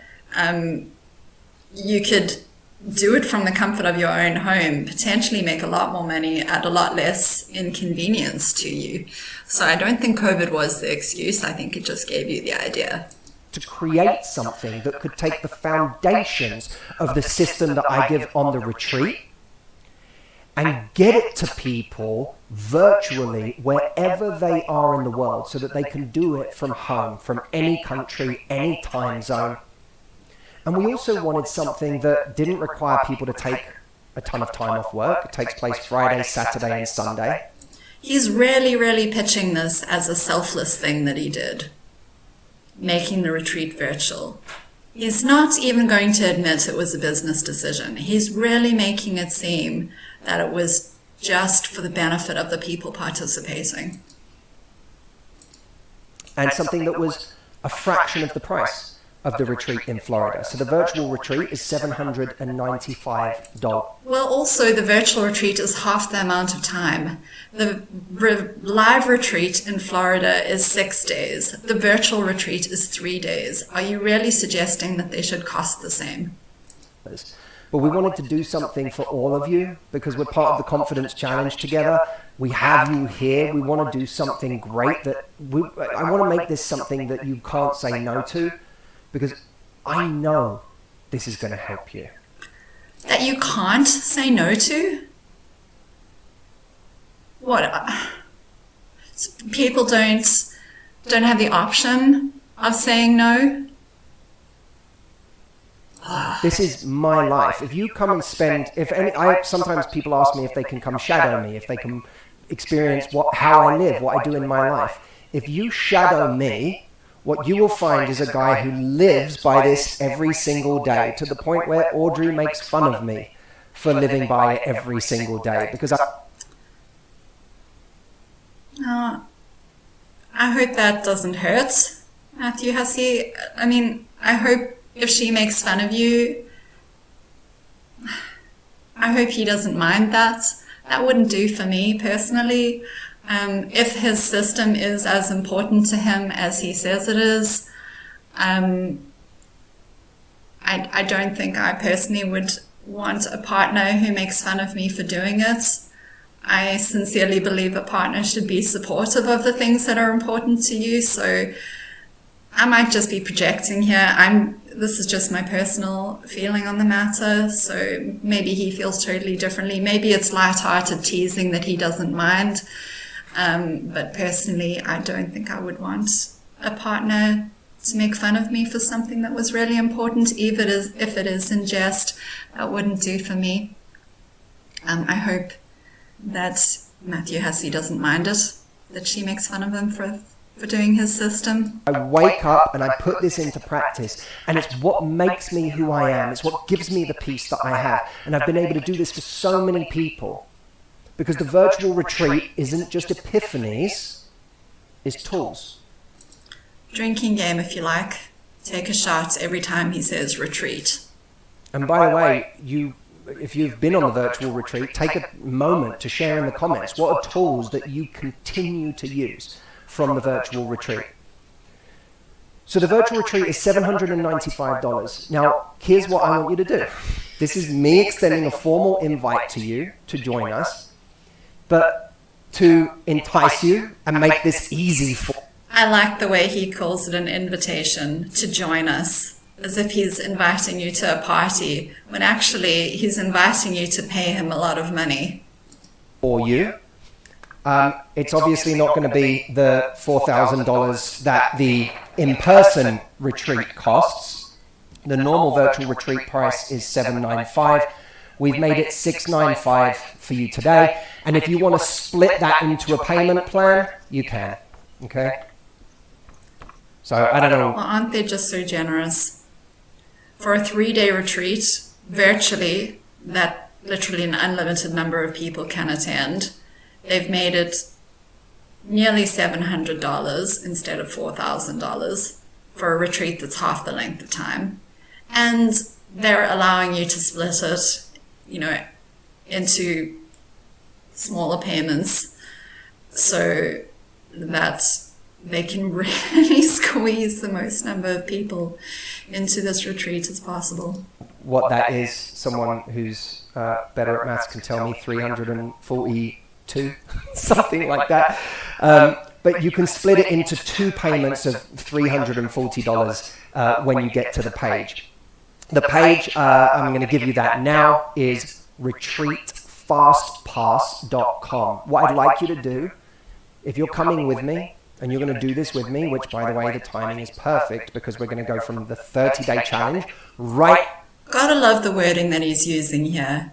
I'm inviting you, if you're going to do this with me, if you're going to go on a journey with me, anything other than just, I'm selling this workshop, I'm selling you this course. It's this wording to try and make you feel this sense of intimacy with him. I just hate it. It's so manipulative. And he's using these hand gestures to reinforce what he's saying. I want you to open up another browser and put in the retreat fast pass, put in that website address. Into the virtual retreat. Go to retreatfastpass.com. And my team will put a link in there as well. Retreatfastpass.com. Open it in a new browser. Don't shut this one down. Open it in a new browser and make yourself a part of this. In a moment, I'm going to give you a break and then I'm going to... Make yourself a part of this. This manipulative language, I hate it. I'm going to come back, answer questions, give you the cheat sheet for the missions, the Facebook group, all of that good stuff. But right now, this is my invitation to you to get out of... Right now, I want to focus on you putting your credit card details into my website. The world of mindlessly consuming content online, because that's not what changes lives. Instead, I want you to mindlessly consume my content on my virtual retreat. It's not that there's bad content out there. There's plenty of good ideas out there in the world. But I know that at a time in my life where I was searching, ideas wasn't a plan. It was just, oh, here's a video. Even if you follow my YouTube channel, it's like, here's a video on this, and here's a video on something different this week, and here's another one that week. It's not a plan. If you want to actually work with me for 3 days, and I'll give you that entire system for core confidence. A lot of dating coaches do this. They'll run down their free content and say, oh, well, it's all very well if you consume my free YouTube videos. But that's not a plan. I don't give you a plan on there. If you actually want a plan, you have to get my paid content. you're not having success because you're just trying to cobble together my free content. But if you actually want a system, if you want a plan, you need to come on this course. You need to pay for this workshop. You need to join me on this retreat. That's the deep work we're going to do together. And you're going to get tools that you can use every single day for the rest of your life. And that's how I know it will work for you. This isn't just me coaching you. This isn't me just for 3 days, I get up here for 8 hours a day and just talk at you. No. This is me giving you the tools that I've crafted and learned from the best over 15 years of my life. So if you're not just talking at your participants, what are you doing? Is it a conversation? Do they get to interact with you? Is it a two-way exchange? I'm guessing no. And the beautiful thing about this is what changes our lives is when we have amazing mentors that give us new inputs we would never otherwise would have had. I see plenty of people who spend time around the same old friends, the same old people, and nothing ever changes because they're stuck in that mindset. I've made a point in my life of getting around people who know things that I don't, who have got over things that I haven't been able to get over. How do you do that? I'm curious by nature. And anyone that knows me will tell you, I've spent my life investing in myself. I'm doing courses this year for myself. Me and Audrey are doing courses together in the next 18 months. Sounds like a hoot. Right? I'm constantly investing in myself. I have my own mentors. One of the reasons I have so much to say is that I have so much access to wisdom that I purchase for myself. So this is your chance to do the same. And by the way, there's also 2 really cool bonuses that you get with that today. This is just available for you guys for this session. But there's 2 other bonuses. One is a Q&A with me and a much more intimate group of people that are coming to the virtual retreat. And that's going to be a great chance to prepare you for everything you need to do to get the most out of it. And the other one is a momentum masterclass where I literally walk you through my daily routines, rituals, and schedule. Like, what's the day I have every single day? I literally walk you through it, and some of the system is contained just in that. So I don't want to disparage this system without knowing what it is, but and of course, if you've been on his retreat and you feel that it's really helped you, that's awesome. I want people to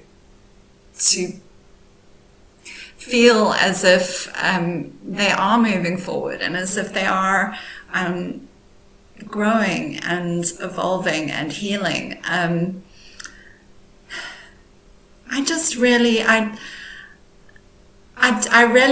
don't like the bait and switch here. I don't like how this started as a 30-day challenge and it's segued into this marketing pitch for the retreat. And he's basically saying that all that other content that you could consume potentially is all going to lead you down the fast track to nowhere. And if you actually want to see changes, my system is the only thing.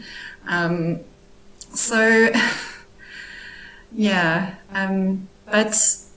I did feel somewhat validated or somewhat kind of vindicated that I thought that this 30-day challenge was going to be a sales pitch for the retreat, and it was. These are the 2 things that you get with it today. I don't know what else to say other than come. This, I know... Just come. Don't think about it. Just come. Just hand over the money. Speak to those of you in the room for whom the idea of spending $695 on yourself is a scary prospect, or it's alien to you. No, let's get this straight, Matthew Hussey. They're not spending it on themselves. I mean, I know that's how you're trying to pitch it, but they're paying it to you and hoping that they get the benefits from it that you are promising. These things that we're talking about today, this is the deep work. These patterns will not change on their own. They will not just go away. in a month, you'll spend this on dinners and clothes or Amazon shopping sprees late at night when you're mindlessly just purchasing things. I certainly don't spend $695 on clothes and Amazon shopping sprees in a month. Who are these privileged people that he's talking about that are spending $700 on mindless shopping sprees? Also, Matthew Hussey, leave people's dinners alone. If people want to go out to a restaurant, if people have that money to spend on going out to eat or on getting some new clothes, getting themselves a couple pairs of shoes, don't knock that. He's belittling people doing that kind of thing again. It's reminiscent of MLM reps who talk about spending $3 a day on a cup of Starbucks or something, or $4. I don't know how much a cup of Starbucks coffee costs, but they're saying, what it'll cost you to join this MLM is the same as what you'll spend on a cup of Starbucks every day. And this is kind of what Matthew Hussey is doing. By the way, Matthew Hussey, are you suggesting that people use the money that they would have spent on Amazon shopping sprees and dinners to go on your retreat? Or are you suggesting that they pay for your retreat on top of those things? Are you suggesting that people have 2 lots of $700 to throw around in a month? I mean, what are you actually saying here? Or therapy. And I'm a huge believer in therapy, but this is 3 sessions with a great therapist. But we're not doing 3 sessions. We're doing 3 whole days together. But they're not getting you one-on-one, Matthew Hussey. It's a false equivalency. They're not getting one-on-one therapy sessions with you.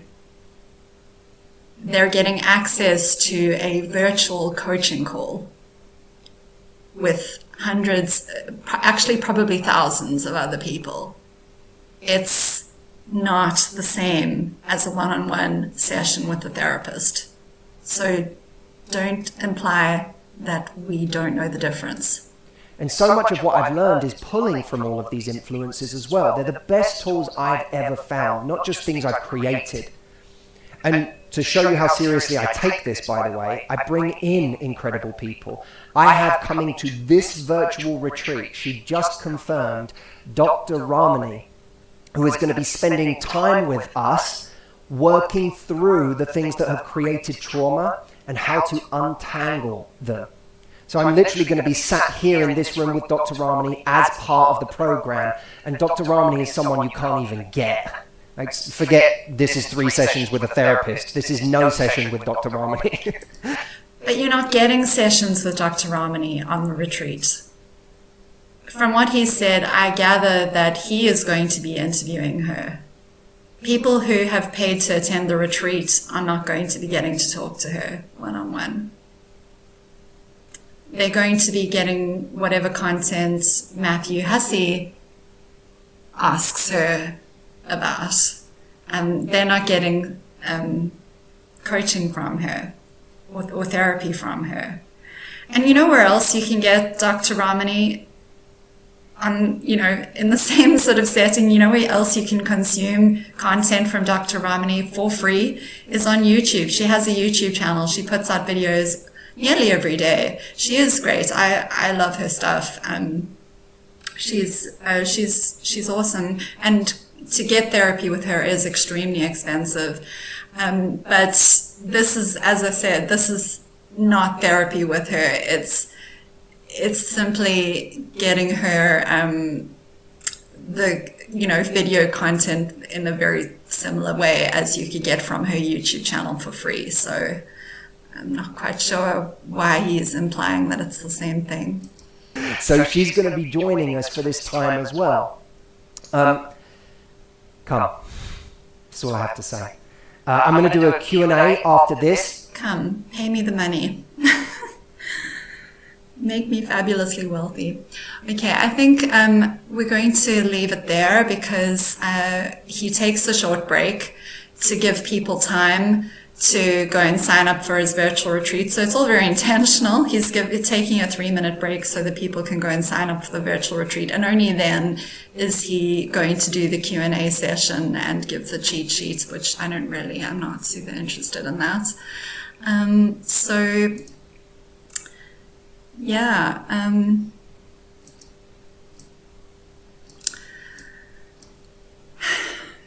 that was a really, really long video. I'm really tired. I've been talking for a long time, and I don't know. I mean, Matthew Hussey is just someone he's really good at putting himself forward. He's really good at creating an impression of himself as someone who's really empathetic and caring and someone who has the answers. And it always comes back to a sales pitch, which makes me not trust him. So, but that being said, if you really feel as if you get value from Matthew Hussey, if you feel as if he's helped you and, you think that his content is great and it's valuable and it's helpful and beneficial, and I think that's awesome.